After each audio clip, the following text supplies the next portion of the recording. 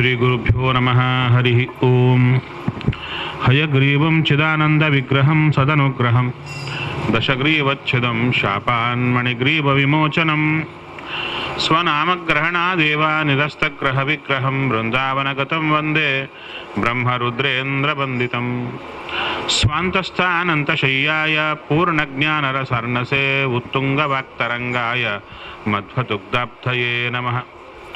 ಗುರುಮಖಿಲ ಗುಣಜ್ಞಂ ಸದ್ಗುಣೈಕಾಧಿವಾಸಂ ಶಮದಮ ಪರಿನಿಷ್ಠಂ ಸತ್ವನಿಷ್ಠಂ ವರಿಷ್ಠಂ ಸಕಲ ಸುಜನಶಿಷ್ಟಂ ನಿತ್ಯ ನಿರ್ಧೂತಕಷ್ಟಂ ಹಯಮುಖಪದನಿಷ್ಠಂ ಮಾಂ ಭಜಂತು ಪ್ರಪನ್ನಾಃ. ಪೂಜ್ಯಾಯ ರಾಘವೇಂದ್ರಾಯ ಸತ್ಯಧರ್ಮರತಾಯ ಚ ಭಜತಾಂ ಕಲ್ಪವೃಕ್ಷಾಯ ನಮತಾಂ ಕಾಮಧೇನವೇ. ನೀಲಾಕರಾರ್ಚಿತಾನಂತಲೀಲಾ ಗೋಪಾಲಪಾಲಿತಾನ್ ವಿದ್ಯಾಪಯೋನಿಧೀನ್ ವಂದೇ ಬ್ರಹ್ಮವಿದ್ಯಾ ಗುರುನ್ ಮಮ. ಬ್ರಹ್ಮಚರ್ಯ ಹರಿಪ್ರೀತಿ ಸುವಿದ್ಯಾವಾದಶಾಲಿನಃ ಇಷ್ಟದಾನ್ ಕಷ್ಟಹರ್ತೃನ್ನಃ ವಿದ್ಯಾಮಾನ್ಯಾನ್ ಮುನೀನ್ ನುಮಃ. ವಾದಿರಾಜಪದದ್ವಂದ್ವ ವಾರಿಜಾಸಕ್ತಮಾನಸಾನ್ ವಿಶ್ವಪ್ರಿಯ ಗುರುನ್ ವಂದೇ ಮಂದೋಹಂ ಧೀವಿಶುದ್ಧಯೇ. ಸತ್ಯಂ ಸತ್ಯಂ ಪುನಃ ಸತ್ಯಂ ವಿಷ್ಣುತೀರ್ಥಪ್ರಸಾದತಃ ಸರ್ವೇ ಕಾಮಾ ಭವಂತ್ಯೇವ ಶಪಥೋ ಬಿಂಬಸನ್ನಿಧೌ. ಚಿಂತಾಮಣಿಂ ಸ್ವಭಕ್ತಾನಾಂ ಕಲ್ಪವೃಕ್ಷಂ ಚ ಕಾಮದಂ ಸ್ವಾಮಿನಂ ತ್ವಾಂ ರಘುಪ್ರೇಮತೀರ್ಥಂ ವಂದೇಹ್ಯಭೀಷ್ಟದಂ. ಅಜ್ಞಾನತಿಮಿರಚ್ಛೇದಂ ಬುದ್ಧಿಸಂಪತ್ಪದಾಯಕಂ ವಿಜ್ಞಾನವಿಮಲಂ ಶಾಂತಂ ವಿಜಯಾಖ್ಯಗುರುಂ ಭಜೆ. ಶ್ರೀಗುರುಭ್ಯೋ ನಮಃ. ಹರಿ ಓಂ. ರಾಮಾಯಣದ ಶ್ರವಣ ಅಥವಾ ಪಠಣ ಅದು ಯಾವಾಗ ಮಾಡಬೇಕು, ಇದನ್ನು ವಾಲ್ಮೀಕಿ ರಾಮಾಯಣದಲ್ಲಿ ಚೆನ್ನಾಗಿ ತಿಳಿಸಿಕೊಡ್ತಾ ಇದ್ದಾರೆ. ಚೈತ್ರ ಮಾಸೈ ಅದಕ್ಕೆ ಹೇಳುತ್ತಾ ಇದ್ದಾರೆ. ರಾಮಾಯಣ ಪರಾಯೇತು ರಾಮನಾಮ ಪರಾಯಣಾಃ ತೇಯೇವ ಕೃತಕೃತ್ಯಾಶ್ಚ ಘೋರೇ ಕಲಿಯುಗೆ ದ್ವಿಜಾಃ. ಈ ಘೋರವಾದ ಕಲಿಯುಗದಲ್ಲಿ ರಾಮಾಯಣ ಪಾರಾಯಣ ಅಥವಾ ರಾಮನಾಮದಲ್ಲಿ ಯಾರು ರತರಾಗಿರ್ತಾರೆ ಅವರೇ ವಿಶೇಷವಾಗಿ ಕೃತಕೃತ್ಯರಾಗಿದ್ದಾರೆ. ಇನ್ನು ಮುಂದೆ ಹೇಳುತ್ತಾ ಇದ್ದಾರೆ, ನವಾಹ್ನ ಕಿಲ ಶ್ರೋತವ್ಯಂ ರಾಮಾಯಣ ಕಥಾಮೃತಂ. 9 ದಿನ ಕೇಳಬೇಕಂತೆ ಈ ರಾಮಾಯಣ ಕಥೆಯನ್ನು. ತೇ ಕೃತಕೃತ್ಯಾಃ ಮಹಾತ್ಮಾನಃ ತೇಭ್ಯೋ ನಿತ್ಯಂ ನಮೋ ನಮಃ ಅಂತ ಯಾರು ಶೌನಕಾದಿ ಮಹರ್ಷಿಗಳೆಲ್ಲ ಹೇಳ್ತಾ ಇದ್ದಾರೆ. ಯಾರಾದರೆ ವಿಶೇಷವಾಗಿ 9 ದಿನ ಕೇಳತಾರೋ ಅಂಥವರಿಗೆ ನಮಸ್ಕಾರ ಋಷಿಗಳು ಹೇಳ್ತಾ ಇದ್ದಾರೆ. ಅಂಥವರಿಗೆ ಸದಾ ನಮಃ ಅಂದು. ಸರಿ, ಹಾಗಾದರೆ ಬಾಲಕಾಂಡ ಶುರುವಾಗ್ತಾ ಇದೆ. ತಪಸ್ವಾಧ್ಯಾಯ ನಿರತಂ ಓಂ ತಪಸ್ವಿ ವಾಗ್ವಿದಾಂಬರಂ ನಾರದಂ ಪರಿಪಪ್ರಚ್ಛ ವಾಲ್ಮೀಕಿ ಮುನಿಪುಂಗವಂ. ನಾರದರು ಬರ್ತಾ ಇದ್ದಾರೆ ವಾಲ್ಮೀಕಿಗಳತ್ರ. ವಾಲ್ಮೀಕಿಗಳು ನಾರದರನ್ನು ಕೇಳುತ್ತಾ ಇದ್ದಾರೆ. ಒಳ್ಳೆ ಪ್ರಶ್ನೆಯನ್ನು ಮಾಡುತ್ತಾ ಇದ್ದಾರೆ. ಕೋನಮಸ್ಮಿನ್ ಸಾಂಪ್ರತಂ ಲೋಕೆ ಗುಣವಾನ್ ಕಶ್ಚ ವೀರ್ಯವಾನ್. ಈ ಲೋಕದಲ್ಲಿ ಒಬ್ಬ ವ್ಯಕ್ತಿ ಇರಬೇಕು. ಆ ವ್ಯಕ್ತಿಯಲ್ಲಿ ನಾನು ಹೇಳಿದ ಗುಣಗಳೆಲ್ಲ ಇರಬೇಕು. ಎಂಥವರು ಹೇಳ್ತಾರೆ? ಒಳ್ಳೆ ಗುಣವಂತನಾಗಿರಬೇಕು, ವೀರ್ಯವಂತನಾಗಿರಬೇಕು, ಧರ್ಮಜ್ಞಶ್ಚ ಕೃತಜ್ಞಶ್ಚ. ಧರ್ಮವನ್ನು ತಿಳ್ಕೊಂಡಿರಬೇಕು ಚೆನ್ನಾಗಿ, ಒಳ್ಳೆ ಕೃತಜ್ಞನಾಗಿರಬೇಕು. ನಂತರ ಸತ್ಯವಾಕ್ಯೋ ದೃಢವ್ರತಃ. ಸತ್ಯವಾಕ್ ಪರಿಪಾಲಕನಾಗಿರಬೇಕು, ವ್ರತಗಳನ್ನು ಧಾರಣೆ ಮಾಡಿದವರಾಗಿರಬೇಕು. ಇನ್ನು ಇಷ್ಟೂ ಇದ್ರೂ ಕೂಡ ಚರಿತ್ರೆ ಸರಿಗಿರಲ್ಲ. ಅದಕ್ಕೆ ಚಾರಿತ್ರೇಣ ಚಕೋಯುಕ್ತ ಸರ್ವಭೂತೇಷು ಕೋಹಿತಃ. ಒಳ್ಳೆ ಚರಿತ್ರೆಯಿಂದ ಇರಬೇಕು. ನಂತರ ಎಲ್ಲ ಜೀವರಾಶಿಗಳಲ್ಲಿ ಒಳ್ಳೆ ಹಿತವನ್ನು ಮಾಡಬೇಕು ಅಂತ ಮನಸ್ಸಲ್ಲಿರಬೇಕು. ವಿದ್ವಾನ್ ಕಹ. ಇಷ್ಟೆಲ್ಲ ಇದ್ದರೆ ಸಾಮಾನ್ಯವಾಗಿ ಪಾಂಡಿತ್ಯ ಇರಲ್ಲ, ಅದರಲ್ಲಿ ಪಾಂಡಿತ್ಯವೂ ಇರಬೇಕು. ಸಮರ್ಥಶ್ಚ ಕಶ್ಚೈಕ ಪ್ರಿಯದರ್ಶನ. ಒಳ್ಳೆ ಸಮರ್ಥನಾಗಿರಬೇಕು, ಅಷ್ಟೇ ಅಲ್ಲ, ಅವನನ್ನು ನೋಡಿದ ಕೂಡಲೇ ಎಲ್ಲರಿಗೂ ಇಷ್ಟ ಆಗಬೇಕು. ಭಾಳ ಕಷ್ಟ ಇದು. ಯಾಕಂದರೆ ನಮ್ಮನ್ನು ನೋಡಿದರೆ ಕೆಲವರಿಗೆ ಇಷ್ಟ ಆಗುತ್ತೆ, ಕೆಲವರು ಮುಖ ತಿರುಗಿಸ್ಕೊಂಡು ಹೋಗ್ತಾರೆ. ಅಂಥದ್ದು ಯಾರನ್ನು ನೋಡಿದರೆ ಎಲ್ಲರಿಗೂ ಇಷ್ಟ ಆಗುತ್ತೋ ಅಂಥ ವ್ಯಕ್ತಿ ಬೇಕು ನನಗೆ. ಇನ್ನು ಆತ್ಮವಾನ್ ಕೋ ಜಿತಕ್ರೋಧ ದ್ಯುತವಾನ್ ಕೋ ಅನಸೂಯಕ, ಅಸೂಯ ಇರಬಾರದು, ಒಳ್ಳೆ ಪ್ರಕಾಶ ಇರಬೇಕು. ಅಷ್ಟೇ ಅಲ್ಲ, ಸಿಟ್ಟನ್ನು ಗೆದ್ದಿರಬೇಕು. ಇದು ಬಹಳ ಕಷ್ಟ. ಯಾಕಂದರೆ ನಮಗೆ ಬರೋದೇ ಸಿಟ್ಟು.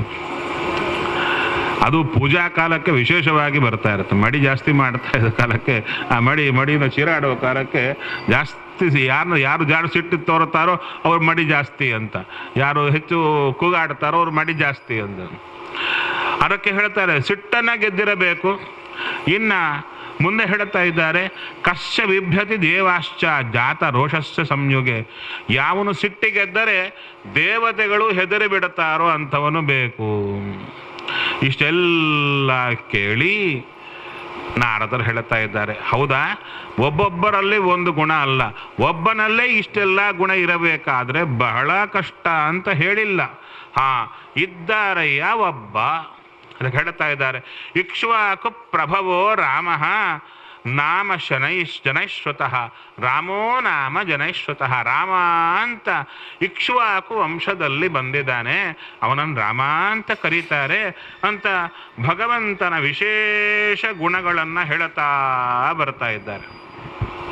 ಯದ್ಯಪಿ ರಾಮಾಯಣ ನಾವು ಕೇಳಬೇಕಾಗಿದೆ 9 ದಿನಗಳಲ್ಲ, 9 ದಿನ ಕೇಳಬೇಕು. ದಿನ ಅಂದರೆ ಬೆಳಿಗ್ಗೆ 6 ಗಂಟೆಗೆ ಶುರು ಮಾಡಿ ಮಧ್ಯಾಹ್ನ 12 ಗಂಟೆವರೆಗೂ ಹೇಳಬೇಕು. ಮಧ್ಯಾಹ್ನ ಭೋಜನವಿಲ್ಲ ಸಾಮಾನ್ಯವಿದಕ್ಕೆ. 9 ದಿನಗಳ ಕಾಲ ಮಧ್ಯಾಹ್ನ ಭೋಜನವಿಲ್ಲ. ಫಲಹಾರವೋ ಚೂರು ನೀರೋ ಪಾನಕವೋ ತಗೋಬೇಕು. ನಂತರ ಮತ್ತು ಮಧ್ಯಾಹ್ನ 2 ಗಂಟೆಗೆ ಶುರು ಮಾಡಿದರೆ ರಾತ್ರಿ 9ಕ್ಕೆ ಬಿಡಬೇಕು. ಈ ಥರ 9 ದಿನ ಆದರೆ ರಾಮಾಯಣ ಚೂರು ಕೇಳಲಿಕ್ಕಾಗುತ್ತೆ. ಆದ್ದರಿಂದ ಇಂಥ ರಾಮಾಯಣ ಈ 8 ದಿನಗಳು, 1 ದಿನ ಹೋಯಿತು ನಿನ್ನೆ, ಇನ್ನು 8 ದಿನಗಳ ಕಾಲ ಉಳಿಯಿತು. ಈ 8 ದಿನಗಳ ಕಾಲ ಹೇಳಲಿಕ್ಕೆ ನೋಡೋಣ. ತುಂಬ ಹೇಳ್ತಾರೆ, ವಿಷ್ಣುನ ಸದೃಶೋ ವೀರ್ಯೇ ಸೋಮವತು ಪ್ರಿಯದರ್ಶನ. ಇವನು ಯಾರೋ ಅಲ್ಲ ರಾಮಚಂದ್ರ, ವಿಷ್ಣುನ ಸದೃಶಃ ವೀರ್ಯೇ. ವೀರ್ಯದಲ್ಲಿ ವಿಷ್ಣುವಿಗೆ ಸಮಾನ. ವಿಷ್ಣುವಿಗೆ ಸಮಾನ ಯಾರಿರಬೇಕು? ವಿಷ್ಣುವೇ ಆಗಿರಬೇಕು, ಬೇರೆಯವರು ಬರ್ಲಿಕ್ಕಿಲ್ಲ. ಭಾಗವತದಲ್ಲಿ ಹೇಳ್ತಾರೆ, ತುಂಬ ಜನ ದೇವರನ್ನ ಕೇಳಿದ್ರು, ನಿನ್ನಂಥ ಮಗ ಬೇಕು. ಯಾಕೆ ದೇವರನ್ನದು, ನನ್ನಂಥ ಮಗ ಬರ್ಲಿಕ್ಕೆ ಸಾಧ್ಯ ಇಲ್ಲ, ನಾನೇ ಬರಬೇಕು ಅಂತ ಅವನೇ ಬಂದ. ಆ ರೀತಿಯಲ್ಲಿ ವಿಷ್ಣುನ ಸದೃಶಃ ವೀರ್ಯೇ ಈ ರೀತಿಯಲ್ಲಿ ಹೇಳಿ ಆ ರಾಮನ ಕಥೆ ಹೇಳಿ ನನಗೆ ಅಂತ ಅವರು ಕೇಳುತ್ತಾರೆ. ಕೇಳಿದ್ದಕ್ಕೆ ಸಂಕ್ಷೇಪವಾಗಿ ರಾಮಾಯಣ ಕಥೆಯನ್ನ ನಾರದರು ವಾಲ್ಮೀಕಿ ಮಹರ್ಷಿಗಳಿಗೆ ಉಪದೇಶವನ್ನು ಕೊಟ್ಟು ಹೊರಟು ಹೋಗ್ತಾರೆ. ನಂತರ ಅವರು ತಮಸಾ ನದಿ ತೀರಕ್ಕೆ ಬರ್ತಾರೆ. ಯಾರು? ನಮ್ಮ ವಾಲ್ಮೀಕಿಗಳು ಸ್ನಾನಕ್ಕಾಗಿ. ಶಿಷ್ಯ ಭರದ್ವಾಜ ಅವನಿಂದ ಕೂಡಿಕೊಂಡು ವಿಶೇಷವಾಗಿ ಬರ್ತಾ ಇದ್ದಾರೆ. ಅವರ ತಲೆಯಲ್ಲಿ ನಾರದರು ಹೇಳಿದಂಥ ರಾಮಾಯಣ ಕಥಾ ತಲೆಯಲ್ಲಿ ತಿರುಗ್ತಾ ಇದೆ. ಅಂದರೆ ನಾರದರು ರಾಮಾಯಣ ಕಥೆ ಹೇಳಿದ್ರಲ್ಲ, ಅವಾಗ ರಾಮಾಯಣ ಇನ್ನೂ ಆಗಿಲ್ಲ, ರಾಮನೇ ಹುಟ್ಟಿರಲಿಲ್ಲ. ರಾಮ ಹುಟ್ಟಿಲಕ್ಕೆ ಮೊದಲೇ ರಾಮಾಯಣ ಕಥೆಯನ್ನೆಲ್ಲ ಹೇಳಿಬಿಟ್ರು. ಅಂದರೆ ಮುಂದೆ ನಡೆಯುವಂಥದ್ದನ್ನು ನೋಡಿ ಹೇಳುವ ತಾಕತ್ತವರಿಗಿತ್ತು. ಅಷ್ಟೇ ಅಲ್ಲ, ತದನಂತರ ಸ್ನಾನಕ್ಕಿಳೀತಾ ಇದ್ದಾರೆ. ತಸ್ಯ ಅಭ್ಯಾಸೇತು ಮಿಥುನಂ ಅನಪಾಯಿನಂ ದದರ್ಶ ಭಗವಾನ್ ತತ್ರ ಕ್ರೌಂಚಯೋ ಚಾರುಣಿಶ್ವನಂ. 2 ಕ್ರೌಂಚ ಪಕ್ಷಿಗಳು ಆ ನದಿ ದಡದಲ್ಲಿ ಗಿಡದ ಮೇಲೆ ಚೆನ್ನಾಗಿ ತಿರುಗ್ತಾ ಇತ್ತು. ಅದನ್ನು ನೋಡ್ತಾ ಇದ್ದಾರಂತೆ. ಅದರ ಶಬ್ದ ಅವರಿಗೆ ಬಹಳ ಸಂತೋಷ ಕೊಡ್ತಾ ಇದೆ. ಅಷ್ಟರೊಳಗೆ ಒಬ್ಬ ಬಂದ, ಬೇಡರವ, ಒಂದನ್ನು ಹಾಕಿ ಹೊಡೆದರೆ ಅದು ಬಿದ್ದು ಪ್ರಾಣ ಬಿಡ್ತಾ ಇದೆ, ತುಂಬ ರಕ್ತ ಸುರಿಯುತ್ತಾ ಇದೆ ಅದರ ಕುತ್ತಿಗೆಯಿಂದ. ಆವಾಗ ಅದನ್ನು ನೋಡಿದವರ ಬಾಯಿಯಿಂದ ಒಳ್ಳೆ ಶ್ಲೋಕ ಹೊರ ಬರುತ್ತಾ ಇದೆ.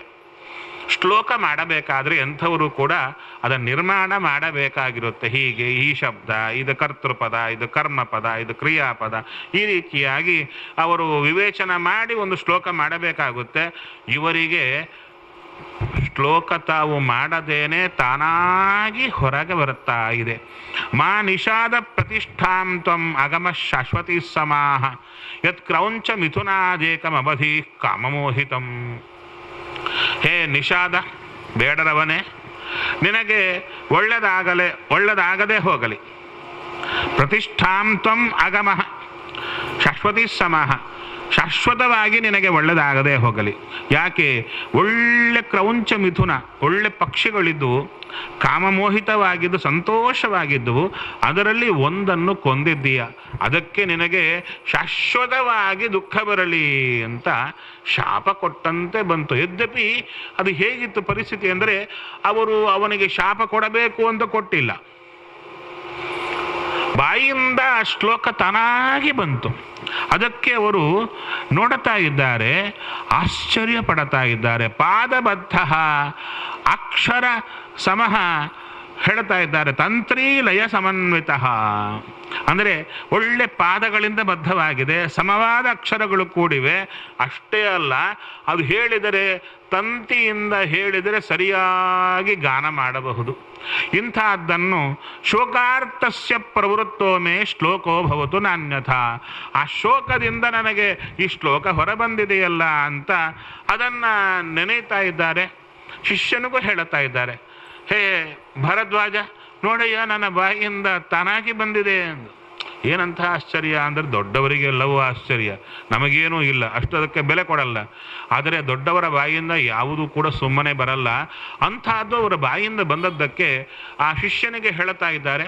ಆಶ್ರಮಕ್ಕೆ ಬರ್ತಾ ಇದ್ದಾರೆ, ಪೂಜಾದಿ ಕೈಂಕರ್ಯ ಮಾಡಿದ್ದಾರೆ, ಆದರೆ ಅವರ ತಲೆಯಲ್ಲಿ ಅದೇ ಶ್ಲೋಕ ತೆರಗ್ತಾ ಇದೆ. ಇದು ಯಾಕೆ ಬಂತು, ಹೇಗೆ ಬಂತು? ಅರ್ಥ ನಾವು ಚಿಂತನೆ ಮಾಡಿದೆ. ಇವಾಗ ನಿಮಗೆ ಅರ್ಥ ಆಗಬೇಕಾದರೆ, ಏನಾದರೂ ಮಾತಾಡಬೇಕಾದ್ರೆ ಒಂದು ವಾಕ್ಯ, ಅದಕ್ಕೊಂದು ಅರ್ಥ ನಿಮ್ಮ ತಲೆಯಲ್ಲಿ ಇರಬೇಕು, ಹೌದಲ್ವೋ? ಅರ್ಥವೇ ನಿಮಗೆ ತಲೆಯಲ್ಲಿಲ್ಲದೆ ಒಂದು ವಾಕ್ಯ ಮಾತಾಡ್ಲಿಕ್ಕಾಗುತ್ತಾ? ಆಗಲ್ಲ. ಅಂತಹದ್ದು ನನ್ನ ಬಾಯಿಯಿಂದ ಶ್ಲೋಕ ಹೇಗೆ ಬಂತು? ಅದನ್ನು ನೋಡುವಾಗ ಸರಿಯಾಗಿ ಧ್ಯಾನದಲ್ಲಿ ಕೂತಿದ್ದರೆ ಬ್ರಹ್ಮದೇವರೇ ಎದುರಿಗೆ ಬರ್ತಾ ಇದ್ದಾರೆ. ಇವರಿಗೆ ಬ್ರಹ್ಮದೇವರಲ್ಲಿ ಲೋಕ ಪಿತಾಮಹರು, ಅವರಲ್ಲಿ ಬರುವುದೇನು? ಎದ್ದು ಅವರಿಗೆ ವಿಶೇಷವಾಗಿರತಕ್ಕಂಥ ಹೇಳುತ್ತಾ ಇದ್ದಾರೆ. ಕೂಡಯ್ಯ ಅಂತ ಹೇಳಿದರು. ಮಚ್ಛಂದಾ ದೇವತೆ ಬ್ರಹ್ಮನ್ ಪ್ರವೃತ್ತೇಯಂ ಸರಸ್ವತಿ.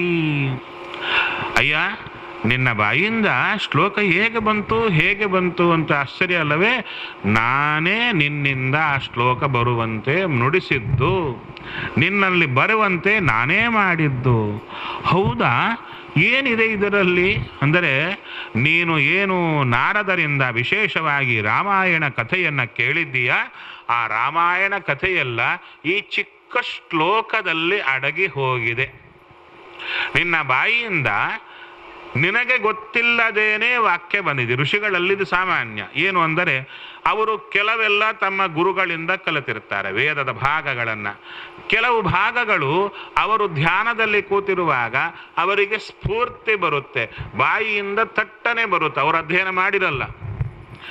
ಅದನ್ನು ತೆಗೆದುಕೊಂಡು ನೋಡಿದರೆ ಗುರುಗಳ ಹತ್ರ ಅದು ವೇದದ ಬಂದಿರಬೇಕು. ಅದಕ್ಕೆ ಅವರನ್ನು ವೇದ ದ್ರಷ್ಟಾರರು ಅಂತ ಕರೀತಾರೆ. ಹಾಗೆ ಆ ಶ್ಲೋಕಕ್ಕೆ ಇವರು ದ್ರಷ್ಟಾರರಾಗಿದ್ದಾರೆ. ರಹಸ್ವೃತ್ತಂ ಕಥಯ ಧೀರಸ್ಯ ಯಥಾತೆ ನಾರದಾಚ್ಯುತಂ ರಾಮಸ್ಯ ಧೀಮತಃ. ರಾಮನ ಕಥೆಯನ್ನು ನೀನು ಬರೆಯಪ್ಪ, ಹೇಗೆ ನಾರದರನಿಗೆ ಹೇಳಿದ್ದಾರೋ ಅದನ್ನು ಬರಿ. ಅವಾಗ ಪ್ರಶ್ನೆ ಬಂತು, ನಾನು ಬರೆಯಬೇಕಾದರೆ ಸುಮ್ಮನೆ ನಿಮ್ಮ ಕುರಿತು ನಾನು ಬರೆಯಬೇಕಾದರೆ ನಿಮ್ಮ ಕುರಿತು ಗೊತ್ತಿರಬೇಕು ನನಗೆ. ಅಷ್ಟೇ ಅಲ್ಲ, ನಿಮ್ಮ ಮನಸ್ಸಲ್ಲಿ ಏನಿದೋ ಗೊತ್ತಿರಬೇಕು. ಏನೋ ಗೊತ್ತಿರೋದು ಹೇಗೆ ಮಾಡಬೇಕು? ಅದಕ್ಕೆ ಹೇಳುತ್ತಾ ಇದ್ದಾರೆ, ರಹಸ್ಯಂ ಚ ಪ್ರಕಾಶಂ ಚ ಯದ್ ವೃತ್ತಂ ತಸ್ಯ ಧೀಮತಃ ರಾಮಸ್ಯ ಸಹಸೌಮಿತ್ರೇ ರಾಕ್ಷಸಾನಾಂ ಚ ಸರ್ವಶಃ ವೈದೇಹ್ಯಾಶ್ಚೈವ ಯದ್ವೃತ್ತಂ ಪ್ರಕಾಶಂ ಯದಿವಾ ರಹಃ ತಚ್ಚಾಪಿ ಅವಿದಿತಂ ಸರ್ವಂ ವಿದಿತಂ ತೇ ಭವಿಷ್ಯತಿ. ಏನು? ರಾಮನ ಮನಸ್ಸಿನಲ್ಲಿ ಏನಿದೆ, ಸೀತೆಯ ಮನಸ್ಸಿನಲ್ಲಿ ಏನಿದೆ, ಏನೇನು ಆಲೋಚನೆಗಳು ಮಾಡಿದರು. ಆದ ಮೇಲೆ ಇಡೀ ರಾಕ್ಷಸರು ಅವರು ತಲೆಯಲ್ಲಿ ಏನೇನು ಆಲೋಚನೆ ಮಾಡ್ತಾ ಇದ್ರು, ಕಪಿಗಳೇನು ಆಲೋಚನೆ, ಅವೆಲ್ಲ ನಿನಗೆ ಗೊತ್ತಾಗಲಿ, ಇಡೀ ರಾಮಾಯಣ ನಿನ್ನ ತಲೆಯಲ್ಲಿ ಬರಲಿ ಅಂತ ಹೇಳ್ತಾ ಇದ್ದಾರೆ. ಅಷ್ಟೇ ಅಲ್ಲ, ಕುರು ನತೇ ವಾಗನೃತ ಕಾವ್ಯೇ ಕಾಚಿದತ್ರ ಭವಿಷ್ಯತಿ, ನಿನ್ನ ಮಾತು ಈ ಕಾವ್ಯದಲ್ಲಿ ಸುಳ್ಳಾಗೋದಿಲ್ಲ ಅಂತ ಹೇಳಿದರು. ಸುಳ್ಳಾಗ್ಲಿಕ್ಕೆ ಸಾಧ್ಯವೇ ಇಲ್ಲ.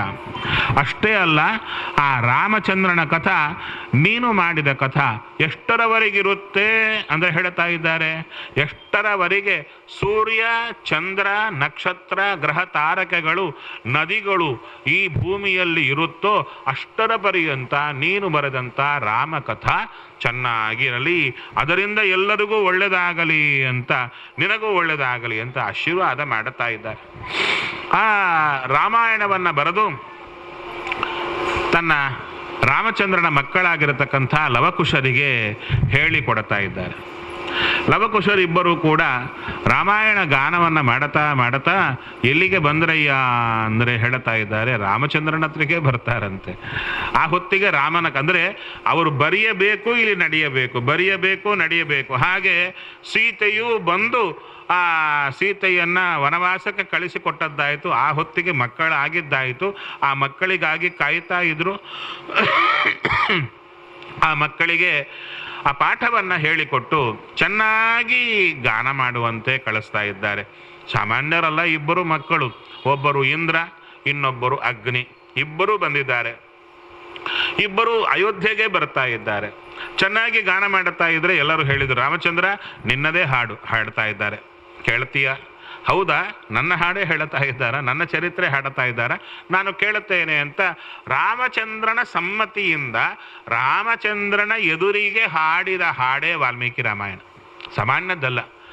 ಆಗ ರಾಮಚಂದ್ರ ದೂರದಲ್ಲಿ ಸಿಂಹಾಸನದಲ್ಲಿ ಕೂತಿದ್ದನಂತೆ.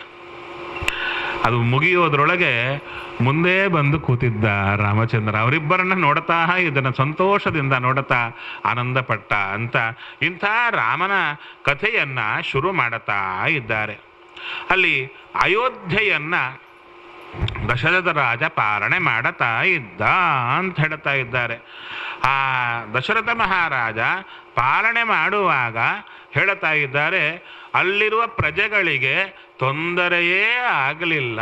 ಅಂಥ ಅದ್ಭುತವಾದ ಪಾಲಕನಾದವ ದಶರಥ ಮಹಾರಾಜ. ದಶರಥ ಎಂಬ ಅರ್ಥ ಹೇಳುತ್ತಾರೆ, ದಶ ದಿಗ್ರಥ ಅಂತ ಆತನಿಗೆ ಹೆಸರು. ಅಂದರೆ ಏಕಕಾಲದಲ್ಲಿ 10 ದಿಕ್ಕುಗಳಲ್ಲಿ ರಥವನ್ನು ಓಡಿಸುವ ಸಾಮರ್ಥ್ಯ ಯಾರಿಗಿದೆಯೋ ಆತನನ್ನೇ ದಶರಥ ಅಂತ ಕರೆದರು.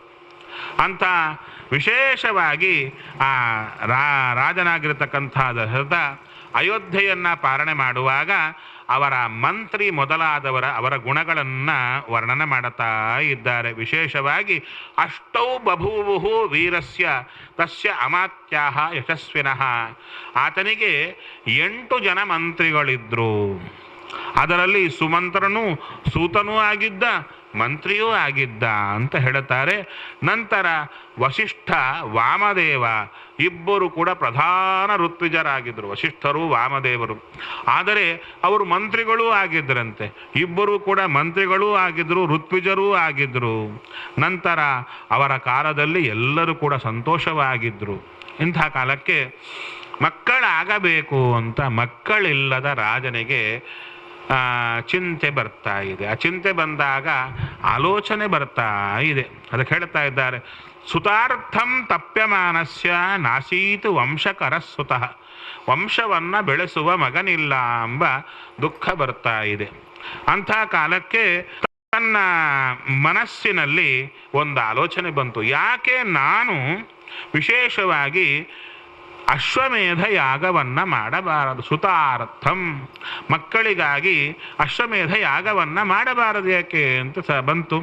ಅದಕ್ಕೆ ಮಮ ಲಾಲಪ್ಯಮಾನಸ್ಯ ಸುತಾರ್ಥಂ ನಾಸ್ತಿ ವೈ ಸುಖಂ ತದರ್ಥಂ ಹಯಮೇಧೇನ ಯಕ್ಷಾಮೀತಿ ಮತಿರ್ಮಮ. ಅದಕ್ಕೆ ಸುಮಂತ್ರನಿಗೆ ಹೇಳಿ ಎಲ್ಲ ಋಷಿಗಳನ್ನು, ವಸಿಷ್ಠಾದಿ ಋಷಿಗಳನ್ನು ಹೇಳಿ ಕಳಿಸ್ತಾ ಇದ್ದಾನೆ. ಕಳಿಸಿದಾಗ ಅವರಿಗೆಲ್ಲರನ್ನ ನೋಡಿ ಹೇಳುತ್ತಾ ಇದ್ದಾನೆ, ನಾನು ಈ ರೀತಿ ಯಜ್ಞ ಮಾಡಬೇಕು ಅಂತ ಇದ್ದೇನೆ ಅಂತ ಹೇಳಿದಾಗ ಎಲ್ಲರೂ ಸಮ್ಮತಿಯನ್ನು ಕೊಡ್ತಾ ಇದ್ದಾರೆ. ಆವಾಗ ಹೇಳುತ್ತಾ ಇದ್ದಾನೆ, ಆ ಬ್ರಾಹ್ಮಣರೆಲ್ಲ ಹೇಳುತ್ತಾರೆ, ಸರ್ವಥಾ ಪ್ರಾಪ್ತಿಸೇ ಪುತ್ರಾನ್ ಅಭಿಪ್ರೇತಾಂಶ್ಚ ಪಾರ್ಥಿವ. ಯಜ್ಞ ಮಾಡಯ್ಯ, ಒಳ್ಳೆ ಧಾರ್ಮಿಕವಾದ ಬುದ್ಧಿ ಬಂದಿದೆ ನನಗೆ, ಆದ್ದರಿಂದ ನಿನಗೆ ಮಕ್ಕಳಾಗ್ತಾರೆ ಅಂತ ಅವರು ಹೇಳಿದರು.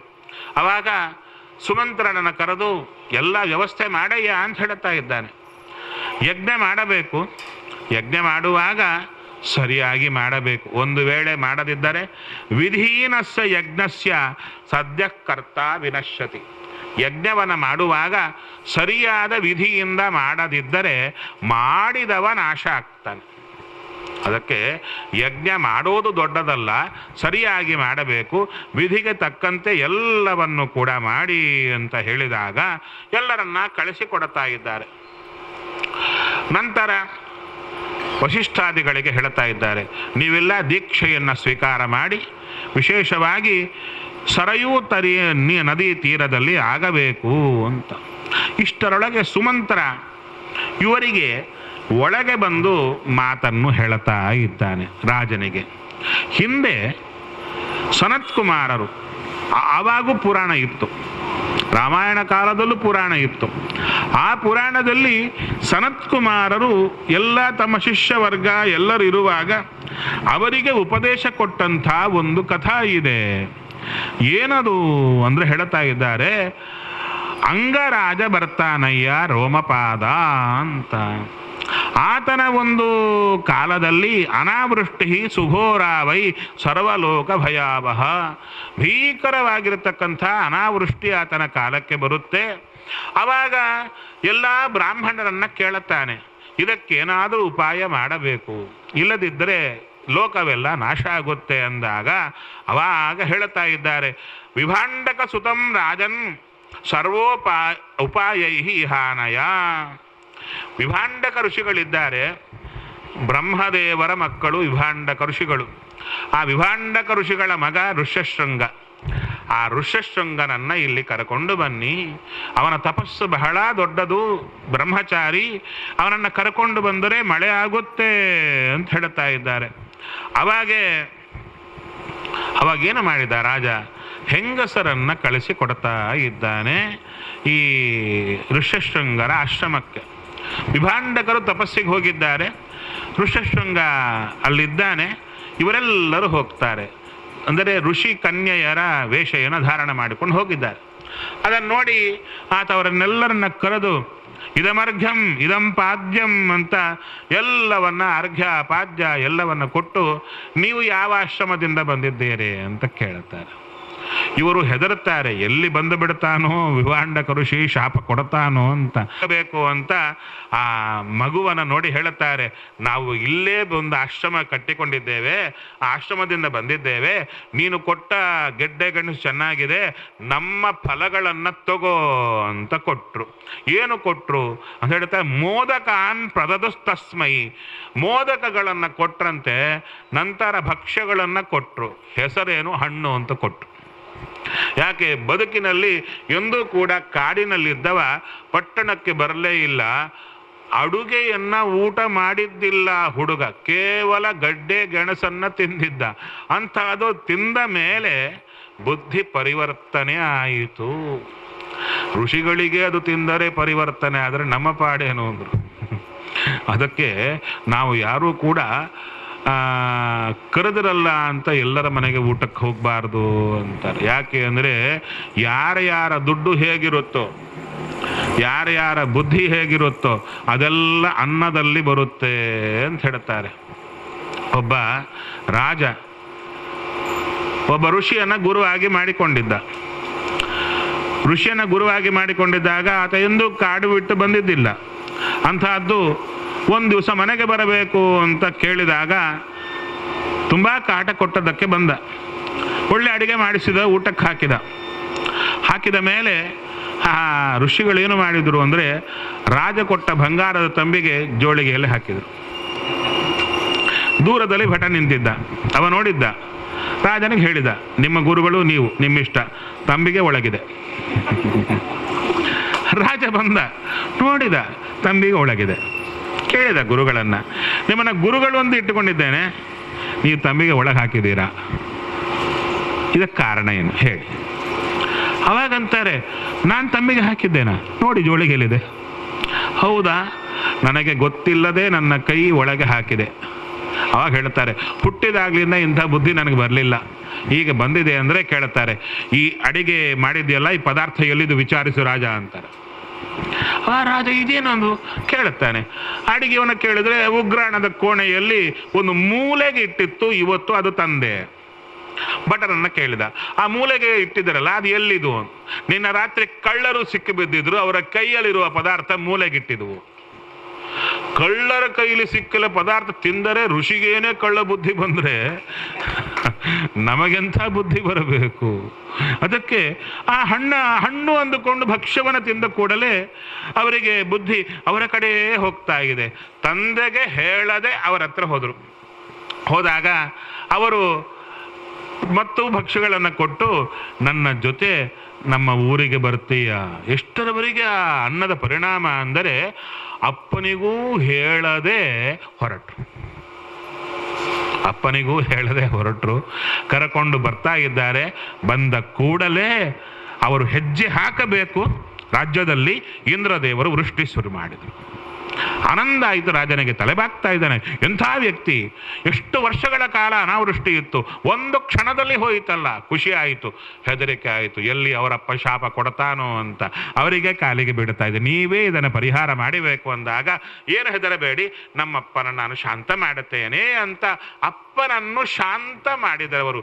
ಶಾಂತ ಮಾಡಿದ್ದಕ್ಕೆ ರಾಜ ಶಾಂತನಾಗಿ ಶಾಂತಾಳನ್ನು ಕೊಟ್ಟರು.